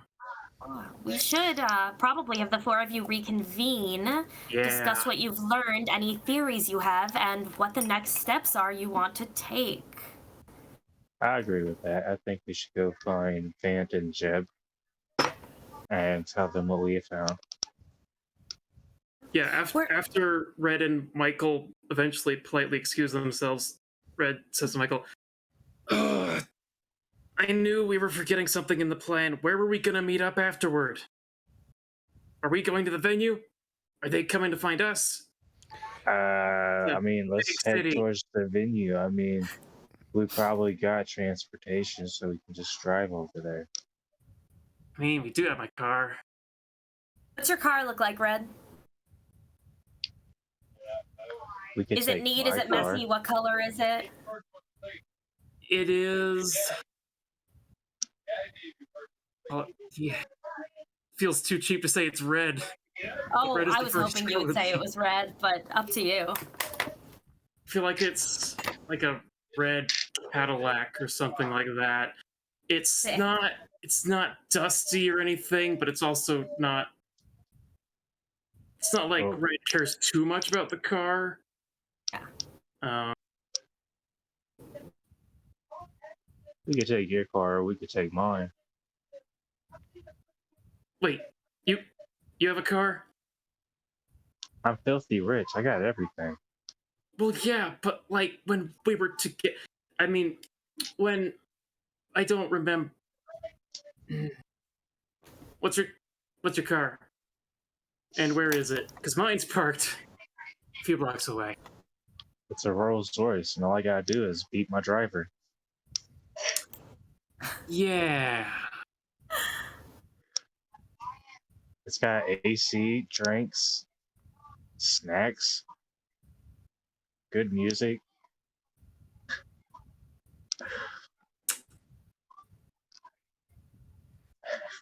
There's just like this look of disbelief on Red's face.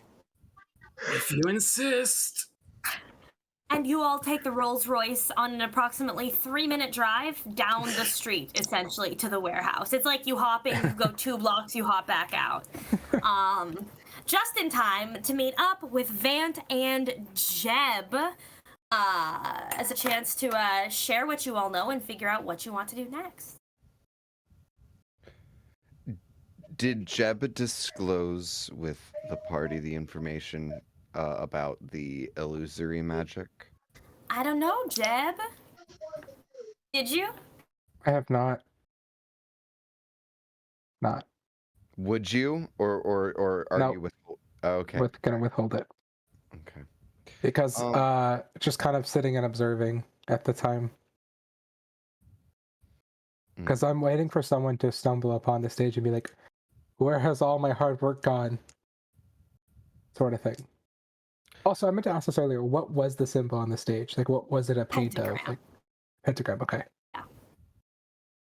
I know one vaguely satanic symbol, guys.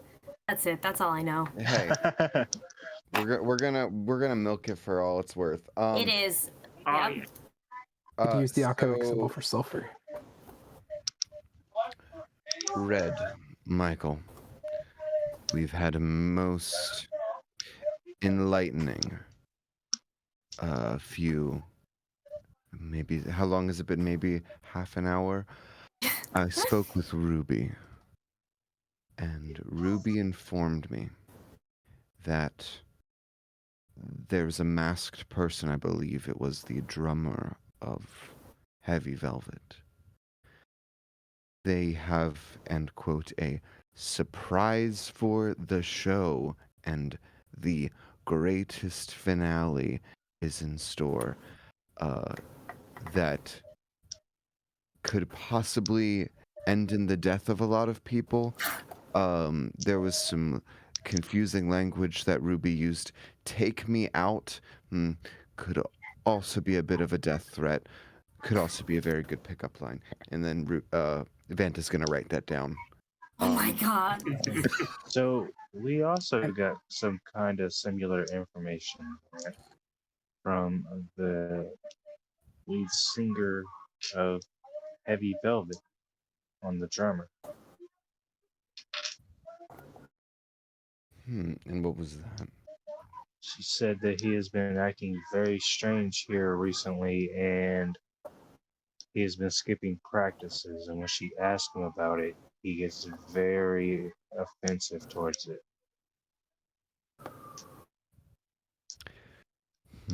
Oh, well, in that He case, also says he has a big surprise for the Battle of the Bands. oh well, in that case, he definitely put some magic up on that stage, and it is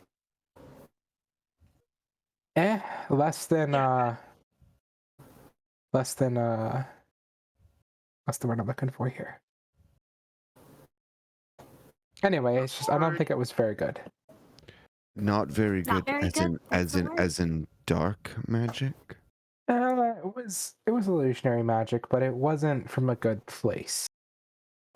I sensed some maybe some aggression in it.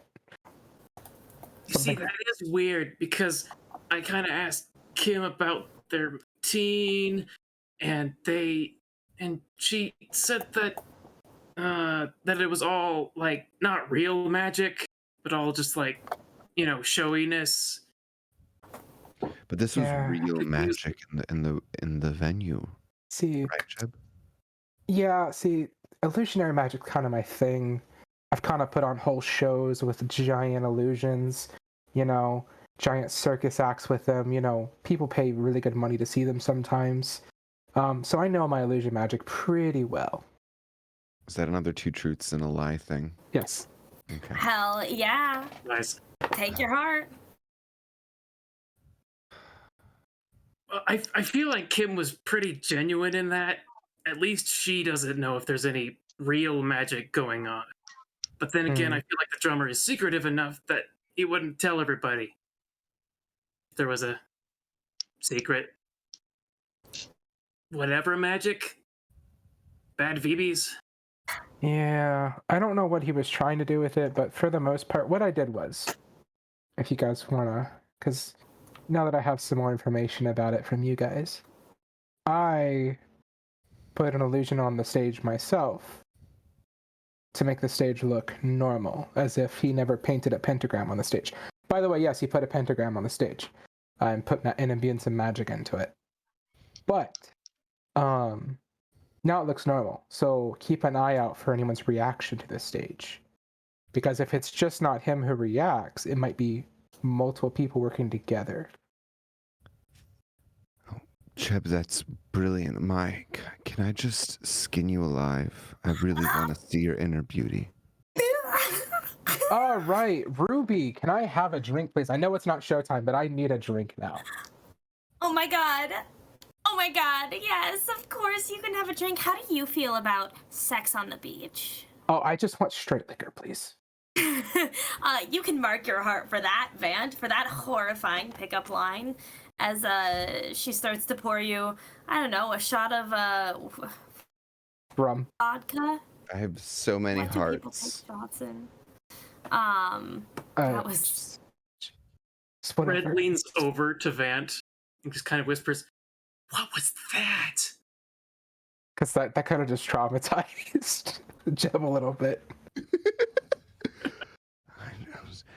I thought, you know, that expressing genuine emotion was the key to someone's heart. Yeah, I know that like heart's on the inside and you have to be your own inner beauty or whatever, but it kind of sounded like you were suggesting skidding. I just Yeah. a thing to think about in the future. Okay. All right. Yeah, if we're still here, is there a way that, like, Vant could do, maybe like a dispel or something on the magic there? Because ultimately, you know, if we find the culprit, great. But at the end of the day, as long as the magic has been dispelled, then at least nothing bad can happen. Yeah, I would say that would probably be a violet spell. Violet spell? Violet, the cold, lack of interest, trying to clear it out, banish it. Yeah. I would say that would be a violet spell. With a mental, unless you have an argument for a different trait. No, mental's my highest trait. We're going with that. We hadn't identified an emotive state upon arriving together. But I mean, I feel like to do that. My hunch is that, I mean, we've uncovered information, like intrigue. Where's my bloody sheet with the emotions and stuff on it? I don't know. I'm so sorry. There we go. Okay. No, it's my character sheet. That's what I need to look for.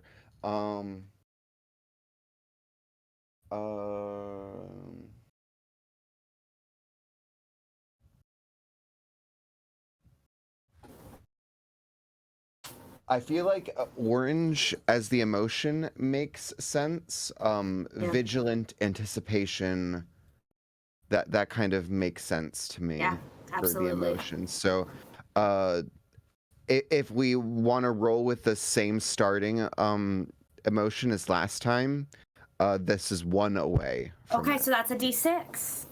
Okay, so that's a D6 and a D8.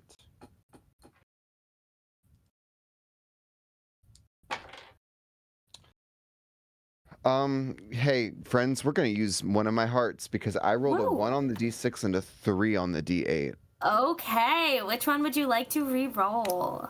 I mean, I want to re-roll the D8 because that's gonna give me the best chance of success. I will say the one risk there is if you get snake eyes, you're stuck with it. So if you re-roll the D8 and get a 1, you're stuck with the 2 ones.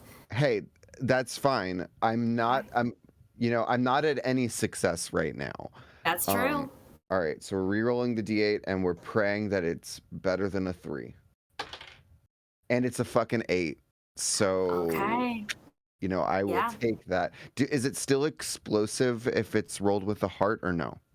Yeah, it should be. Go ahead, roll that shit again. Okay. And that's a 4, so that's a 12. That is a great success. So erase a heart and describe to me, take us to Flavor Town. What does it look like when Vant casts magic? Yeah. And mark stress under your indigo. Indigo, yeah. So, Vant takes out his markedly alive, like, Necronomicon book. And like flips it open to like a page, and places their hand on over the book, and as he does that, he begins just kind of sort of a low Latin chant, and because the color of this is indigo. Wait, was it indigo? No, or was the color? Was it orange? I don't know what. No. You said the color of the spell magic was violet, right? Yes. Okay. Yes. Sorry, violet. Yes. So you're gonna see like his red hair begin to like suspend in air, and then tinges of violet start to course through it. And then like runes begin to appear, violet runes appear around the border of the book. As Vant attempts to dispel the what he believes to be some sort of curse or dark magic from the pentagram. And it's as if a gust of wind blows out of this book over the stage area. And Jeb, you can see underneath your own illusion that the paint does still remain, but it's as if a cloud of black dust is kicked up and blown off of the stage. And immediately there's kind of an empty sense where you felt competing magic there a moment ago. Now it's only your magic to hide the paint. And Vant, because that was a 12, which is a great success, you've got a little bit of magic lingering in that area too. Just a little good vibe, a little Vant good vibe that will give someone a +1 later when they try to do something on that stage. Any of your teammates can ask to take a +1 while they're doing something on the stage. Excellent. And a little Vant good vibe. Vant vibe. I was going to do something to follow up now that has happened. Yeah, go for it. I am going to just go ahead and release my illusion. And my current mood is sort of confused and surprised because of that pickup line a minute ago. So I'm feeling blue. Yeah. And I'm gonna use the Indigo enchantment spell, and I'm gonna enchant this. I guess it'd still be illusion. I have to change my illusion, I guess. Yeah. Okay. I'd have to recast my illusion then. Yes. I'd have to change the illusion that's currently there to something else. So the pentagram's gonna be on the ground. What I'm gonna do is I'm gonna make confetti pop out of it whenever someone tries to activate it. Oh my god. Okay. And it's gonna be pride confetti. I'm not gonna make you roll for that. I'm not gonna make you fucking roll for that. You get your pride confetti for free in this household. Okay. Good. Hell yeah. It's just altering my illusion from earlier, so. Yeah. So I just No, weave that into the spell, and there was something I was wanting to do earlier, but I'm gonna wait for Joel and Bobby's characters to go first. Yeah, it seems like you guys are kind of getting set up for the event, kind of putting things in place for what's happening tonight. So, Michael and Red, do you guys have any preparations you want to lay, or are you more kind of seat of the pants type people? What is the plan? Are you it's the Triceratops Rex goes first tonight in the battle. Heavy Velvet follows them up. And then whichever band wins gets to do, another number. I mean, if we're gonna fully Scooby-Doo this, I feel like we should have like a net set up somewhere above the stage. I can send my butler to go pick us up a net and some rope. We can set up a trap here to catch the culprit. Hell yeah. Why don't we make a magical net? Yeah, let's get a mental roll with whatever your emotions are to get a functional trap, and then if we want to cast magic on it, that'll be a separate spell roll. So is that for me? Yeah, you go ahead and make the mental roll to build this trap with whatever, your emotion die is. Well, I've started in green. I'm feeling pretty trusting and peaceful around the party. So that would be a D8 and a D4 because my mental stat is horrible. More cash. They're both 4s. Okay. So And it was D4 4 and a D8 on 4. So you get to re-roll that D4. It's gonna explode for you. It is a 3. Okay, so that is a 7 total, which is, I believe, a success with consequences. So I mean, I'm gonna say the consequence is you're able to get that net set up there, but it takes a long time. You're finishing it like right as the people are starting to show up. It's not gonna leave you much time to do anything else in way of preparation. But you have managed to set up a whole ass Scooby-Doo net trap above the stage. I'm cool with that. Yeah. Red. I think Red might be flying by the seat of her pants, but Bobby, the I net love trap her, by the way. that you created, is there anything that triggers it, or is it sort of just up there at the moment? I was thinking more of like, it's just like a trigger that when I let it release,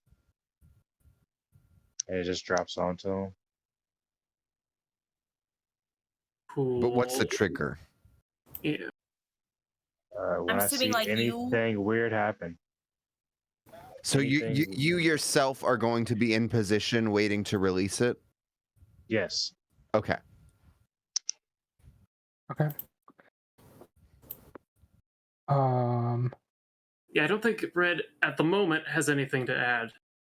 We'll see when it That's- happens. My last thing I wanted to do was Yes. sneak backstage real quick before like people like actually start coming in. And I wanted to leave an enchantment Okay. for any dark magic. Like basically the enchantment would be if dark magic is used in said area, it will alert me. Oh, interesting. What spell would Can I that do the be? Naruto with the with the burning palm thing? Yeah. And okay, interesting. I would say that would be...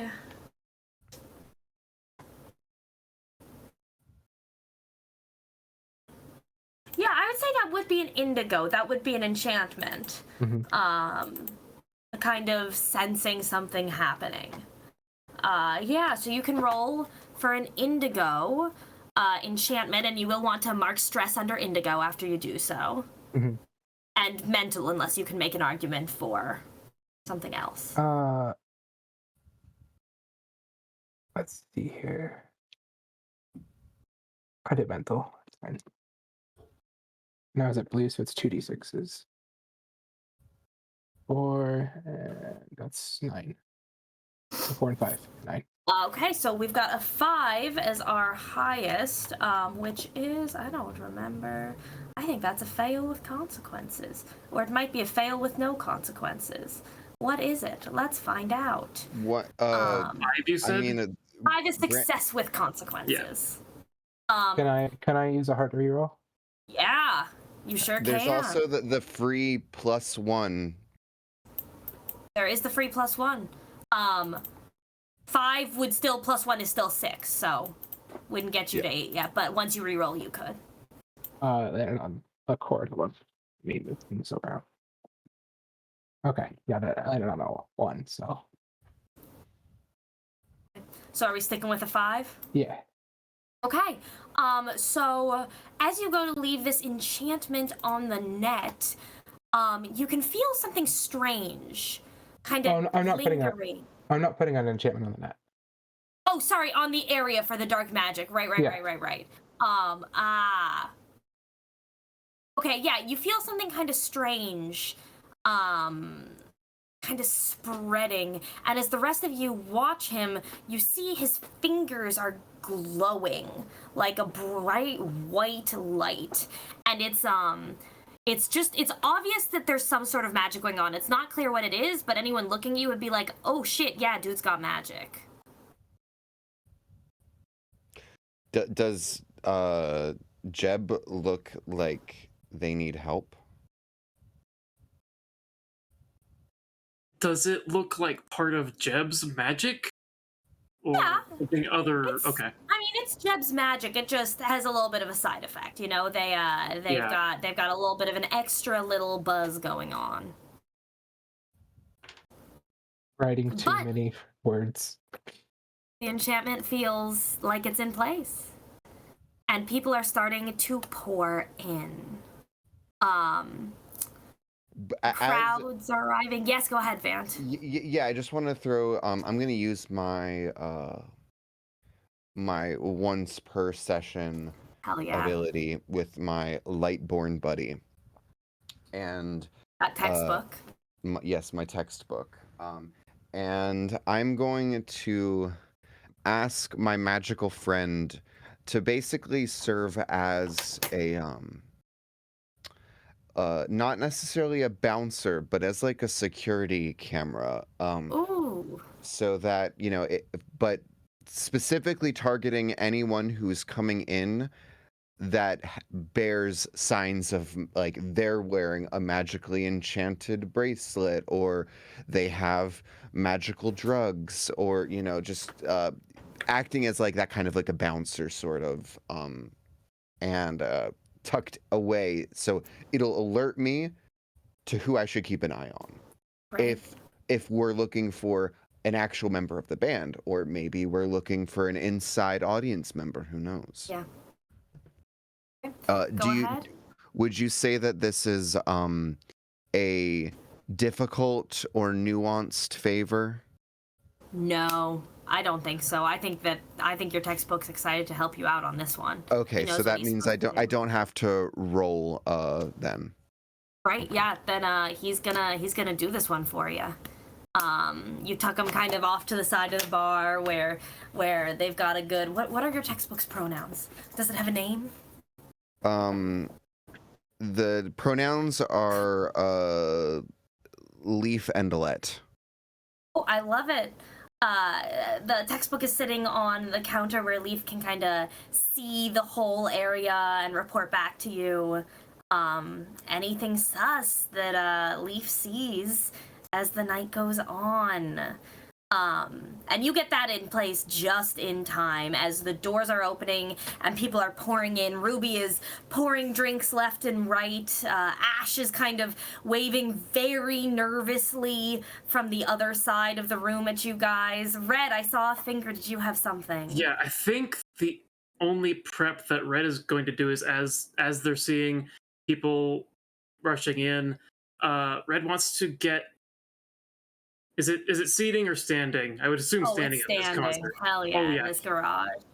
Red wants to get as close to the stage as possible before there's too many bodies and it would be hard to get to the front. Yeah. Fantastic. So Leaf is, Red is heading to the front of the crowd to be really close to the stage. Michael, Jeb, Vant, where are you guys all planting yourselves as the room starts to fill up with people? Okay, so I was kind of hoping being somewhere either towards backstage or like up Yeah. above everything. Where you've got your net? Yeah. Yeah. Hell yeah. You can either be up on a catwalk or backstage, up to you. We'll do the catwalk since it seems more accessible to that by the net. Sounds good. Vant is going to start with grabbing, quite a few drinks from Ruby, and Vant wants to make his way to like the green room for the bands. Okay. Vant is heading to the green room for the bands. And where is Jeb going? I'm gonna follow Vant. Okay. So two of you are in place in the garage. You're starting to hear kind of strummings and warmings up. Two of you are heading down the hallway. And it's right as you're heading down as the green room door slams open. And there are 7 very attractive figures, all in flannels, oversized, and big jeans and boots. 7 lumberjack-looking folks, all striding like in perfect unison towards the like band door. Vant, is that a Vant face or a Sam face that you're making right now? Yes. Do you two want to interact with this line of woodcutters? Lumberjacks, that's the word I'm looking for. Well, I would assume, maybe I grabbed like a pitcher for beers and stuff, and I'm go get them, boys. And then as I hand one to each, I would like to, and I want to do this with whoever is still in the green room as well. But I want to get just a quick glance to see if like any of them, beyond signs of regular stage fright, if they have any tells that like I vaguely might know some of these people, so like something that would say, oh, something's awry that they weren't expecting, just Yeah. anything like that. All right, go ahead and give me a roll. I'd say that's. I would say that is a psych roll with whatever motion you think you're using to feel this.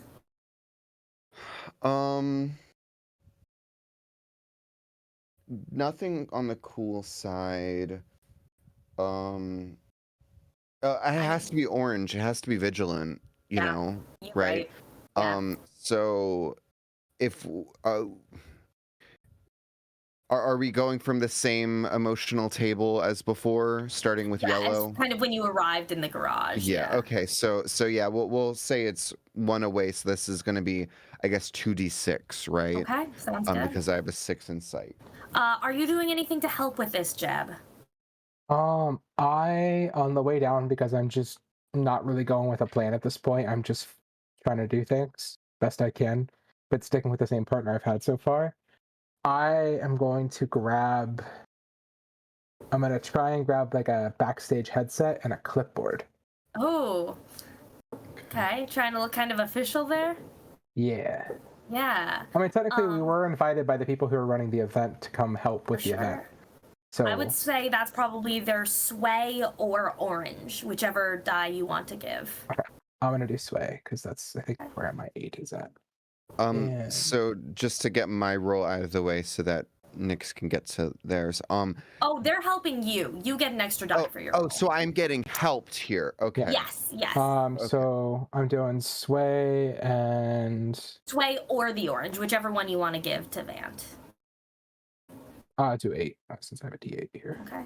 So you've got, you want to roll the D8, you roll your D6s, Vant? Yeah.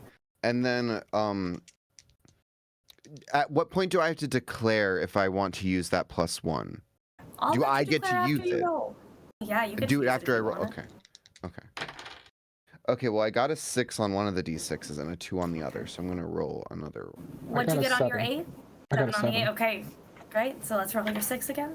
And that's 4, so that's a 10 total. Okay, so a 10 is a success. As Jeb kind of rushes behind you, they're looking very official, clipboard in hand, headset on, and you're kind of toasting the beers as you head past these beautiful lumberjacks. All of them look nervous. I mean, this is a big performance for them. They are all looking definitely a little bit jittery, except for the lead singer, the one in the front, AJ, who looks completely calm, cool, collected, ready to fucking roll. And you keep pushing back and stick your head into the green room, and you see Kim. She immediately grins. Hey, beer. What voice did I use? Oh, no accent. It was there we go. Beer. You see kind of a very shaggy-haired, you think it's the keyboardist, but you don't see the third band member. And despite the excitement about the beer, there's definitely a very nervous air in the room. Is the third band member the masked drummer? It should be, yeah. Yeah. So the other two took a beer. I was gonna say, I was up on your shoulder, be like, just gonna look each other real quick, cause I have the clipboard and everything. Where is he? Where's the last person? You all need to be on stage soon. Yeah. Do you guys? Where's your drummer, guys? He'll be here. He's never missed a gig. He'll be here. He's just late. But he'll be here. Don't worry about it. And kind of glances over at the keyboardist. Have you heard from him? And the keyboardist is.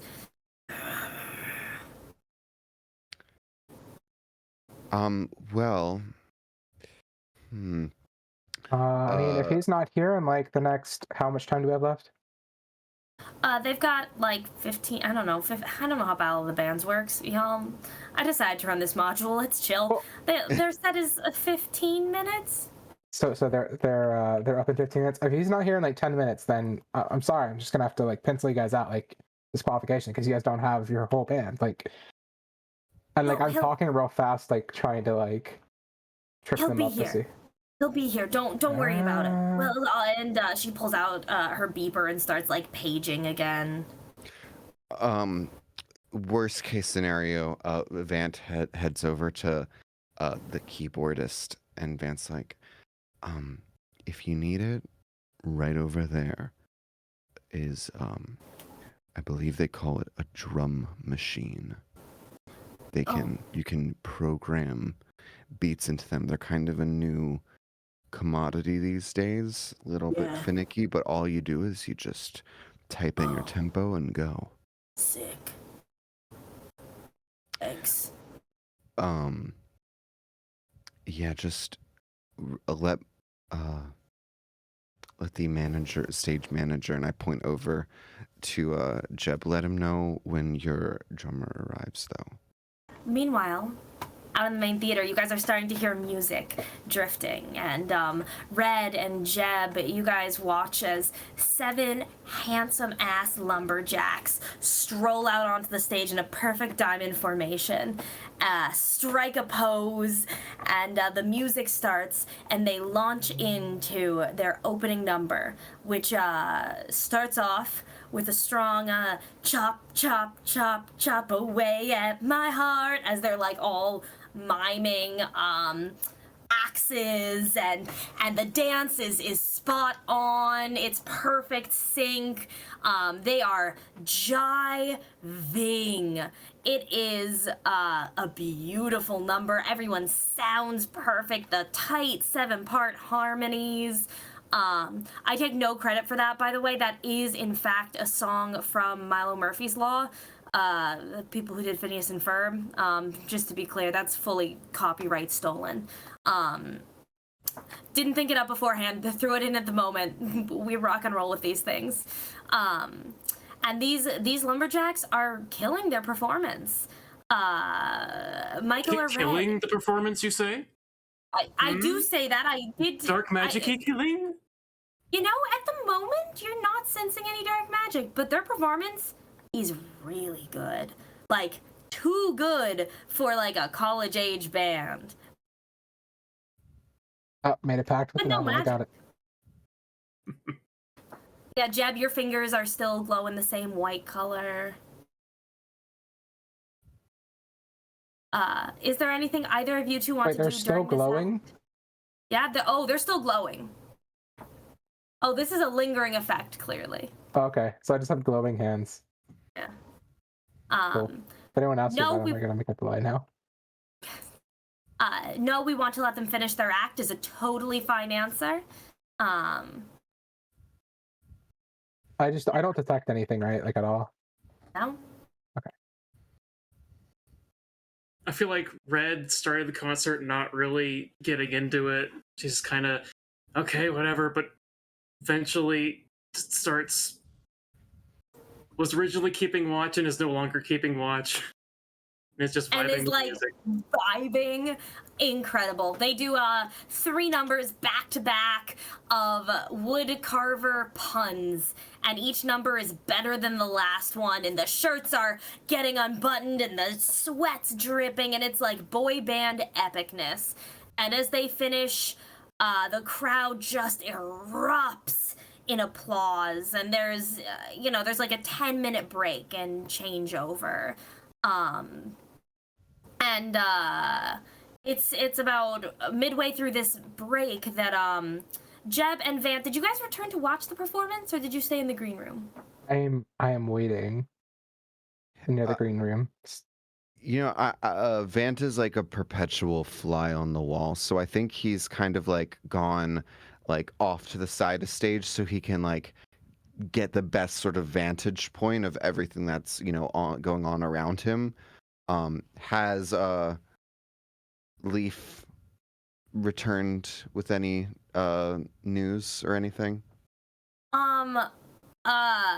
Yeah, there's some real good drugs. The best vantage point. Hey, very Thanks. good. Thanks. Yeah, Thank there's some you for real good that. drugs floating around this audience. Okay. All right. Well, that's fine. Who has them so I can? Ruby. Oh, fucking of course Fully it's Ruby. peddling. Of Fully course peddling the it's drugs. Ruby. Okay. Yeah. I'll go say hi to Ruby. Yeah, during the changeover, you head over. She is a Bloody Mary waiting for you and kind of winks. Free of charge. Oh my gosh, Ruby. Are you enjoying the show?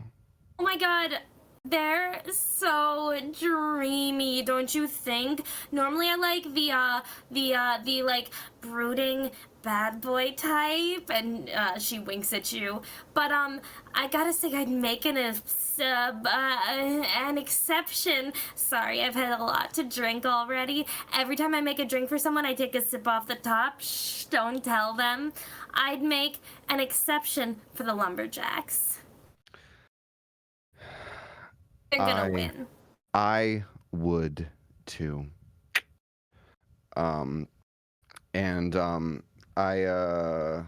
Let's see.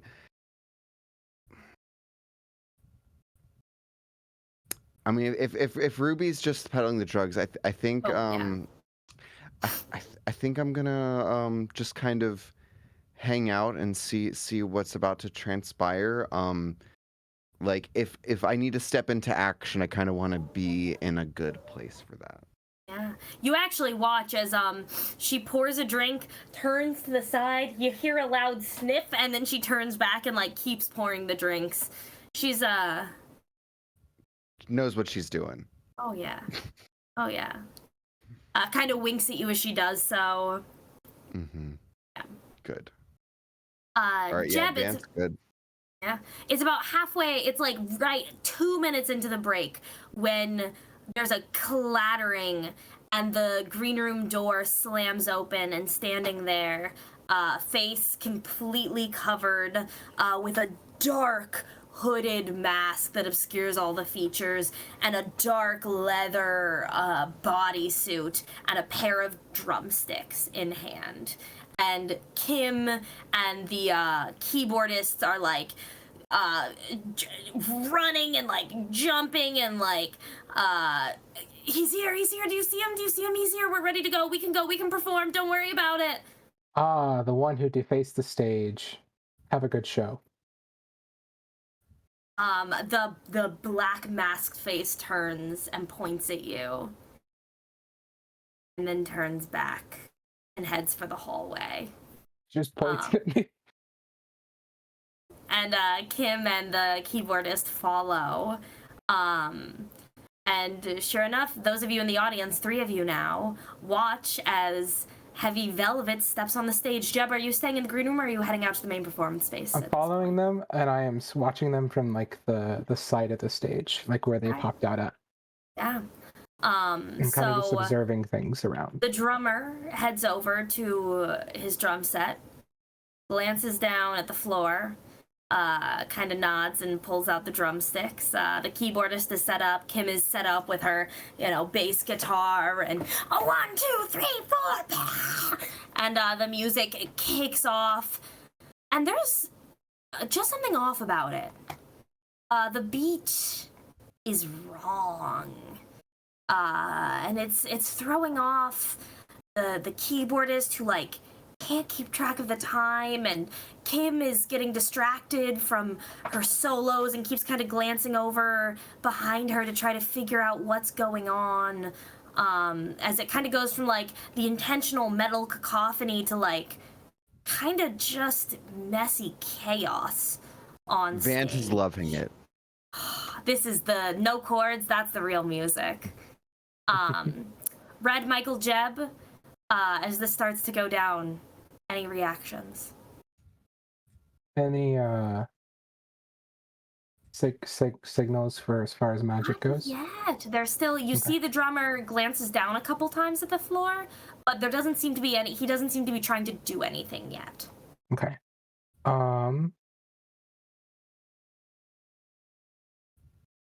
Anything else that I can notice nearby of anything anyone's that's like looking at the stage, like anyone, like everyone's noticing that there's something going wrong with like this band, like Yeah. something's off. Yeah. Is there anyone except for Vant and Ruby, who look like they're having a great time in the back. okay, is there anyone else who obviously stands out who is like not bothered by this at all? Everyone else is kind of glancing around at each other, muttering. Ash looks very upset on the other side of the room, just kind of like head in his hand, like messing up his hair like a distressed dog. Is the other band members the other band still out, like out in the public area? Are they watching this? You see various lumberjacks moving kind of throughout the crowd. Are they watching the show, or are they just moving? They're watching, and they all look pretty puzzled too. Okay. Just gotta keep my eyes peeled. Yeah, they're not like together. There's very, moving through the crowd. You catch sight of flannel shirt, another flannel shirt. Passively observing. Yeah. Any other reactions, or are you guys letting this first number play out?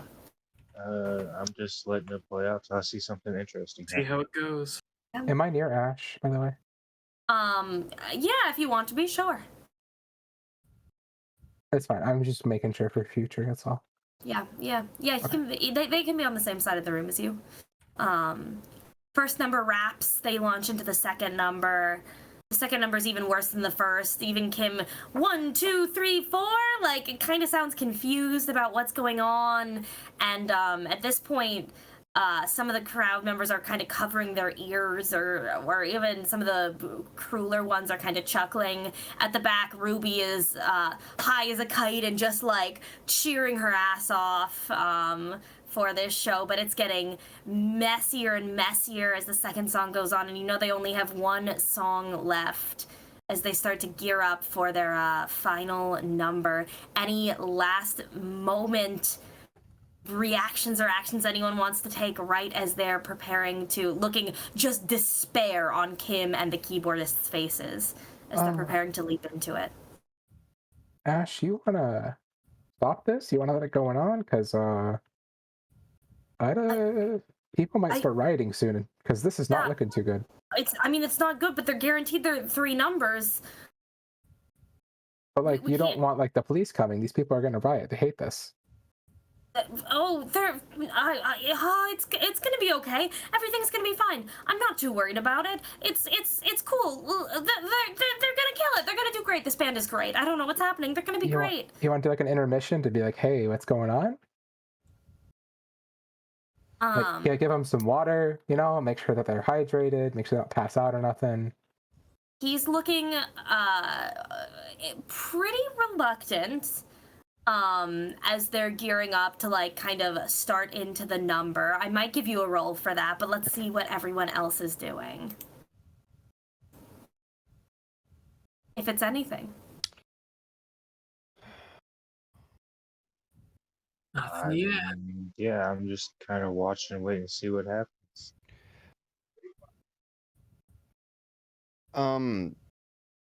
There's got to be like a power supply to the stage, or like / maybe like a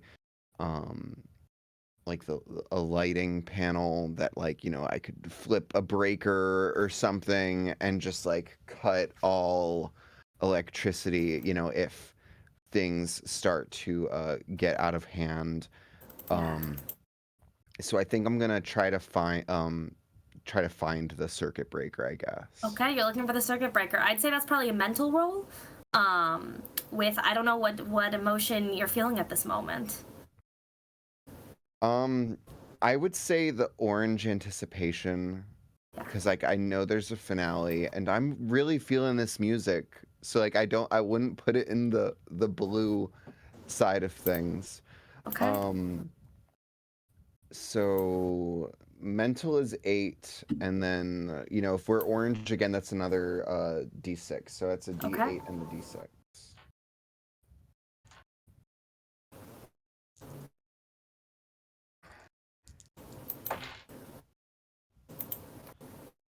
That is a 1 and a 6. A 1 on the D8, but a 6 on the D6 from real. Okay. And that is a 3, so it's a 9 total. Okay, you do manage to kind of spot at the very back, close to the entrance, a big old breaker box looking thing that you can make your way over to, and you're kind of posed on the other side of the room, right by this box here. Michael Question: and Red. would a 10 be a better success, or is it the same? It's a 12. You have to get 12 for it to be really good. Okay. Yeah. Jeb, I'll give you a roll on Ash here.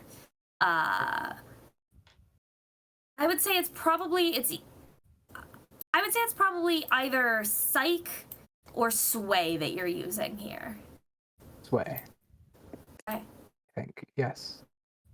Yes, Sway. Okay, and emotion? Yeah. Vigilant orange, maybe? Okay. So. Okay, yeah.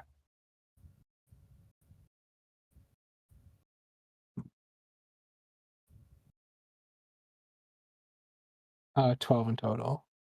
Or 6 and Which 6. one is higher? 6 and 6? About 6, yeah. Was one of them on a D6? No. They're both on. No, sorry, wait. I rolled the wrong dice. I'm sorry. I rolled a d6. It is just b8s. I got 6 and 8. I'm sorry. Okay, great. Then that 8 is a success. And Ash they just look absolutely panicked at this point, glancing out at the crowd, and as the first few not chords of this song start to play, they kind of nod and go to rush out onto the stage. And as their feet kind of hit the edge of the stage and they're kind of reaching out as if to grab the mic, your hand changes from the white glow to the black glow. And all of a sudden, the drumming is so loud as it's as if the whole building is shaking. Something fucked is going on. Are you dropping your trap? Or are you holding on to it? All that's happening right now is the drum beats are pounding and Ash is kind of freezing, looking really confused up on stage with them. Confetti in your face, go. Confetti! The pride fucking confetti flies around this black leather-clad figure. It's very sexy. That's what you're into. I dropped the net. Okay.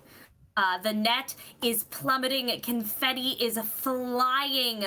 Red, Vant. Yeah, honestly, Vance taken it back. He's sad to see the show come to an end. No. I mean, it's not quite an end yet. As the net hits heavy and kind of pins the drummer in place, but he just drops to the floor and is pounding on the floor with the drumsticks as they're getting louder and louder, and he's clearly not able to. You've trapped him, he's stuck there, but whatever spell he's working is still happening, and these dark tendrils start to flow out of the drumsticks, wrapping around out and kind of tunneling up the legs of Kim and the keyboardist, and now Ash, who's trying to back away, but is moving backwards on the one foot and being pulled in on the other by these dark tendrils, which are kind of pulling all three of them together into the center of the stage. Yeah, whoa. We're springing into action, baby. Yeah. Vant is going to basically, like, he's gonna abandon the circuit breaker because he needs to be able to see what's happening now. And he's going to basically summon back Leaf and I guess we'll just flutter of pages as Leaf flies across the room. And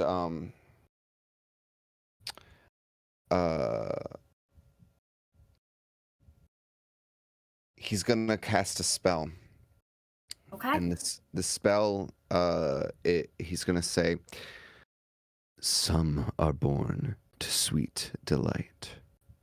Some are born to endless night. Two fates entangled, soon to be, in eyes of blood, eyes Ruby." And he looks at Ruby as he casts the spell.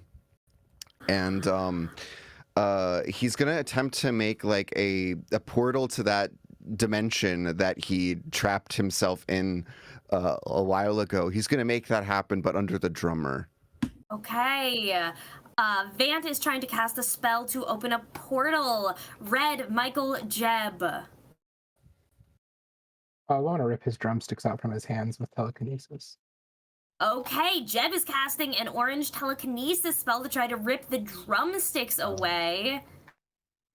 Could I try to use I don't know, transformation to kind of like dome stage like around him, so when Vance spell kicks in, he just kind of like falls in like. Ooh. Like transform the flooring, buckle it out. Yeah. Sick! like it. Hell yes, you can. Okay. And Red. I feel like even though Red isn't the most magic-y of people, I think she recognizes that that Vance Ready is to go. going for like a portal to the dimension that they were both Right, 'cause- trapped in. Yeah, they went there before Yeah. with And Vant. I feel like Red also kind of rushes over, starts also tracing sigils in the air, also trying really, really hard to focus in on the other dimension. Okay, so you're Yeah, I had to decide mm, probably a blue scared emotion as they're focusing in on this place. okay. It would be a D6 to help Vance. All right. Then I need a roll from Vant with an extra d6 and a roll from the regular straight rolls from Jed and Michael. So for my emotional state, like I think I literally just mentioned like blood, red, and ruby. So I've got to go with red, even though it's two ways, it's a D4. She's but I over there going, "Did you hear her? She's talking about me, bitches!" Yeah, and I am rolling that D4 and a D8, and then we've got the extra D6 for help. So here we go. Oh, I rolled a D10 by accident. I'm like, what the fuck is a 0? Oh my god. My bad. I swear I haven't been rolling D10s this entire time. I just picked up the wrong one there. But on the D4, it is a 2. Okay. We're going to re-roll this because I just got a 1 on that D8. So I'm going to use one of my hearts. I have now 2 left. Okay. Did you roll the 6 by chance? I thought you had to roll the 6. I mean, Either I of you can't can. on my Yeah, end. Go ahead sure. and roll it. Yeah, you roll it. Sure. That is a 6. Okay, roll That again. explode, I guess. Yeah. It explodes. And 3. 9. Okay. Okay. That's I'm 9. gonna still re-roll the You can 8. try to- yeah. Might as well try. Okay, all right, and that was only a 5. So yeah, going with the 9 is the way to go. All right. Fantastic. Jeb, Michael. I got a 5 on my D8, and I got a 6 on my D6. All right. So we've got a success. I got we've got a- Roll your D6. What? Sorry, what? What? I thought Nick said they got a 6 on their D6. Yeah, I did. So Oh, did then you that explode it? explodes. Yeah. Oh, no. We'll roll that shit again. 5. So that's an 11. Nice. Nice. Okay. And Michael. Okay, so I rolled a 6 on my D8 and a 3 on my D4. All right. So I'm assuming you want that 6 Yeah. on the D8. All right. So we've got 2 successes and 1 success with consequences, as the room is suddenly lighting up with the colors of the rainbow, glowing with the magic, as a rune kind of starts to take place under the crouching form of this drummer in leather, the net draped over him, and glimpses of a world that's familiar to both Red and Vant starts to appear underneath. The walls of the floor are caving out, cracking with a bone snapping sound underneath him. Jeb, what was your spell? Telekinesis. I'm trying to rip his drumsticks from And him. as the cracking stones start to go and he starts to plummet, the orange tendrils just rip the drumsticks from his hand, send them skittering, skittering across the floor towards you, Jeb, and you all watch as he starts to fall in, and the black tendrils wrapping around the 3 legs of the others are falling with him and pulling the other 3 as they start to fall into the pit behind him. All right. This is So I bad. have something I would like to try. I mean, I'm kind of trusting in myself. I'm sticking with this. Could I jump off the catwalk and then maybe use like a transformation magic to like make like a magic sword to cut through the tendrils? Yo, that's I mean, fucking sick. I can't let Kim go. I was already like hitting on her. Yeah, that's great. Hell yeah. Um, you fucking swan dive off it, summoning. Go ahead and give me a roll for that fucking sick ass magic sword. I rolled an 8 on the D8 and a 1 on the 4. That 8 explodes. So it's just a 1, 9. Okay, so a 9. As you all watch Michael leaping off, kind of in a diving position, and as he falls, what does the sword look like as it appears in your hand? Okay, so I was thinking like as I jump, it starts to form as just like a solid, just looks like a normal hilt, and it is kind of almost takes the look of a falchion, but like the back side of the blade is like a dragon head. And as it forms in your hand, and it's burning with a bright white light, and slams down into the floor, and you kind of follow it, hitting with a pretty hard thump. The tendrils are cut, and as the drummer plummets in, the almost limp octopus arms floating in down after him, the other 3 drop to the ground, kind of dragging themselves away, and there's screaming in the room as people are rushing. Ruby thinks it's a rave, so she's like dancing on top of the bar at this point. And Ash is trying to climb to their feet, and quiet, it's fine, everyone, quiet, it's gonna be okay, quiet. And there is just pandemonium. Are you letting that portal close, Vant? And Red, actually, both of you are at the moment holding the portal open from either side of the room. Are the 2 of you going to let that close? Don't let him go away all the way in. We need to keep him alive. I'm shouting this across the room. You can go to the alternate dimension and still be No. alive. I know, but the police, we still need it. I mean, I think Vant has enough confidence in Vant's abilities to be able to like reopen the portal and get, the drummer back out after catastrophe has been averted.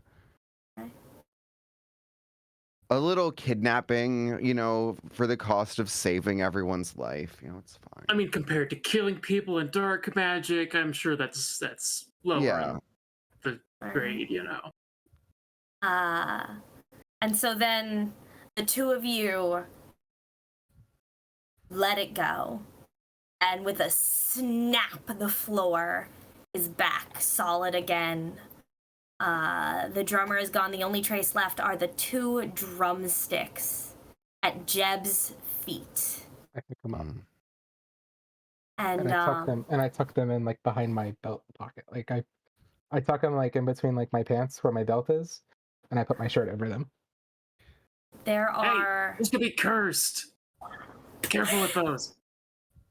Where did I There holding are- on to them? several 10 15 minutes of chaos as people try to leave, as the police are called, sure enough, as Ash tries to restore order, and the head count of the various guests who are still there is taken, and they realize there are only 6 of the lumberjacks, 6 of the boy band members. That lead singer, AJ, is nowhere to be found. Damn it. What are you guys telling the police when they show up? Ash is singing your praises about suspected dark magic, and they're like the best detectives. They're the mystery gang. You should write that down. And the police are like, we're not a journalist. We can't do that. And Ash is just trying to get someone to like take your picture. Do you want to open the portal to the police? Do you have I am any explanation for them? going to simply walk away from the stage. Jeb? Yeah, I mean, slips away. I will happily, reopen the portal now that the police are here and it's no longer like, a catastrophe. Do I have to roll for that? No. Okay. No. What I would like to do upon depositing the masked drummer back here is I would like to walk over to Ruby and just slam back the rest of my Bloody Mary. Ruby, I have a confession. Oh my god, so do I. I'm a bit of a necrophiliac. How well do you play dead?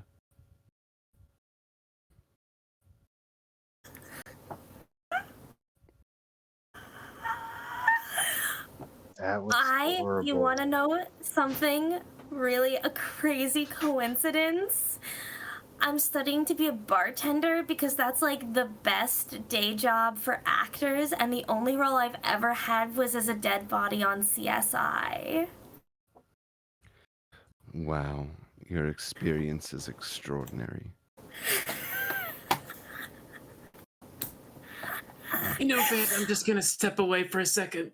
Do you want to do drugs? Oh, if you were a drug, I'd overdose. Oh my god, this is the cutest meet cute. They're gonna make a movie about this someday, and I'm gonna play the lead, obviously. Mm-hmm. And she's like pouring you another Bloody Mary. Amazing. Okay, Wow. sorry. I got all of my hearts back there. Sam, that was incredible. I don't know that I've ever been so unprepared as a DM in my entire life. No, you've been amazing. We're not done yet. Well, we're gonna shelve that box. We're gonna come back to the others as Jeb has slipped away with those drumsticks. Vant is off making date plans with Ruby. Red and Michael, you guys are kind of left to handle the police. Did Red see where Jeb went? Who went? Where Jeb went after taking the drumsticks? I don't know. Jeb, is that okay with you if we play out a scene? Yeah, I went was like wondering backstage. if it was like super secret. No, I just walking- casually walked in the backstage, and I went to look for. I was just looking around to see if I see that lead singer anywhere. because I have an inkling, but as like Jeb's character, as he's been observing everything, Right. but not 100% sure. We're sure not seeing him backstage. And Michael, I'm leaving. yeah, you're leaving backstage. I'm just leaving the venue. You're leaving the venue. Jeb is just fucking off. Wow. Yeah, Red, are you staying in the venue for now, or are you trying to kind of follow? Probably not gonna follow. She just kind of whispers over to Michael. Okay, yeah. Looks like we've got to handle the cops. Guess Jeb's doing some secret stuff that I shouldn't know about. I'll tell you about it later. Person you've known for all of a day. Uh-huh. Yeah, and the cops have plenty of questions for you two. What you found out throughout the day, they're taking notes. They are very interested in everything you've learned as they, place this mystery drummer under arrest. They even let one of you do, in the honor of your Scooby-Doo gang name, do the unmasking if you'd like to. What was that, Bobby? We couldn't hear you. Oh, I was just pointing towards me like the prep guy would definitely like to have a Fred moment, like this was my whole plan. It worked out. And we've got Red, like Velma, on the side, like eye rolling.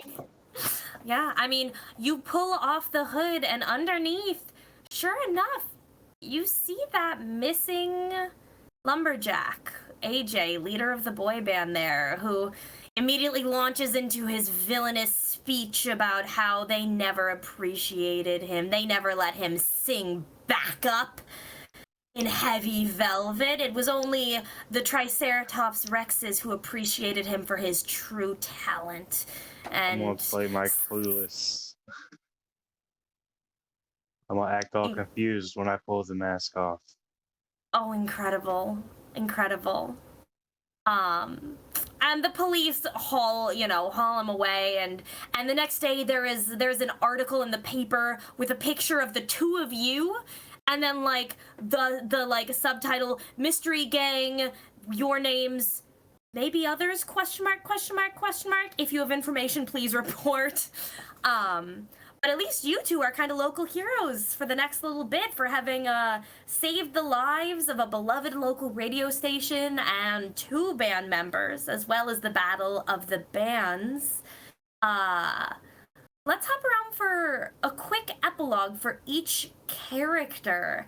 After this has happened, right on the eve of your graduation, in the, comic book, TV series, mini movie, what do we see your character doing after this event? Are any of you still friends? Can I add one thing though? When Red sees the picture with him and Michael on the front, I'm gonna just pat Red on the shoulder and be like, "See, I told you one day I'd make you popular." What a callback! Wow. Yeah, I feel like It only Red took in the like moment years. in the venue, Red does not comprehend that at all. It's like the day after when looking at the newspaper. Red now thinks you're a genius. This was like your plan all along from high school to get them famous, solving mysteries. Yeah. All right, what are our epilogues, folks? What are our characters' little postscript? Okay, so Michael will probably go on to actually open up an actual business of investigators and call it the Mystery Gamers.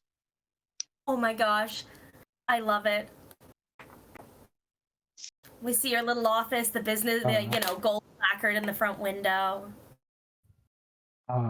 Jeb was never seen again after that day.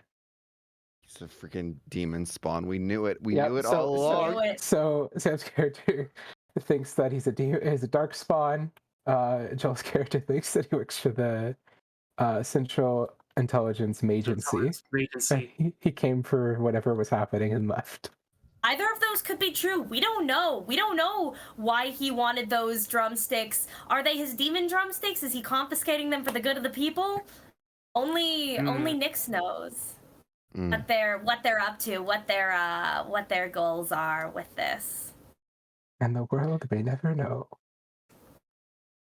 I feel like Red continues after college trying variety of sports.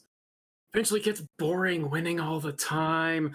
And Red, they keep searching for Jeb. Just really curious about those drumsticks. Can't find them. And eventually just has an epiphany. Wait. Is the Central Intelligence Agency hiring? And Red eventually... I don't even know how you sign up for the CIA in real life, let alone the CIM in this fake life. But Red eventually becomes a Referrals in college, usually. agent of sorts. Well, not quite that far off into the future. In the crowd at one of Red's sporting events that he will inevitably win, the camera like zooms in, and we see Vant sporting a black umbrella to block from the harsh ultraviolet rays of the sun. And next to him, we see Ruby in her cheerleading glory outfit, which weirdly enough, she never gave up after after no longer being Absolutely a cheerleader. She still wears, and as Red scores, the winning goal or whatever, the jumbotron camera zooms in on Vant and the kiss Ruby. cam. Yes. Kiss cam. And Vant gets on one knee and asks, "Till death do us part?" Oh my god. Well, I mean, I die like every night and pretend, so like we gotta have something a little more permanent than that, but yes, 100% yes. That was good. That was good. That was really good. And folks, on that note, that proposal with one of my new favorite NPCs I've ever gotten the chance to run. What the fuck? We're Sam, going. Before we sign off, how many heart did you gain this adventure? Oh man, a lot. I stopped counting when Stop counting. That's great. yeah, when I realized that I was going to be getting more hearts than I could ever bother rolling. Yup. Roll credits to the Breakfast Club theme music. Don't you forget about me. And that's where we'll call Lighthearted. Thank you guys so much. Galway, take it over. I don't know how you guys close out here. Yeah, Thank you, Nell.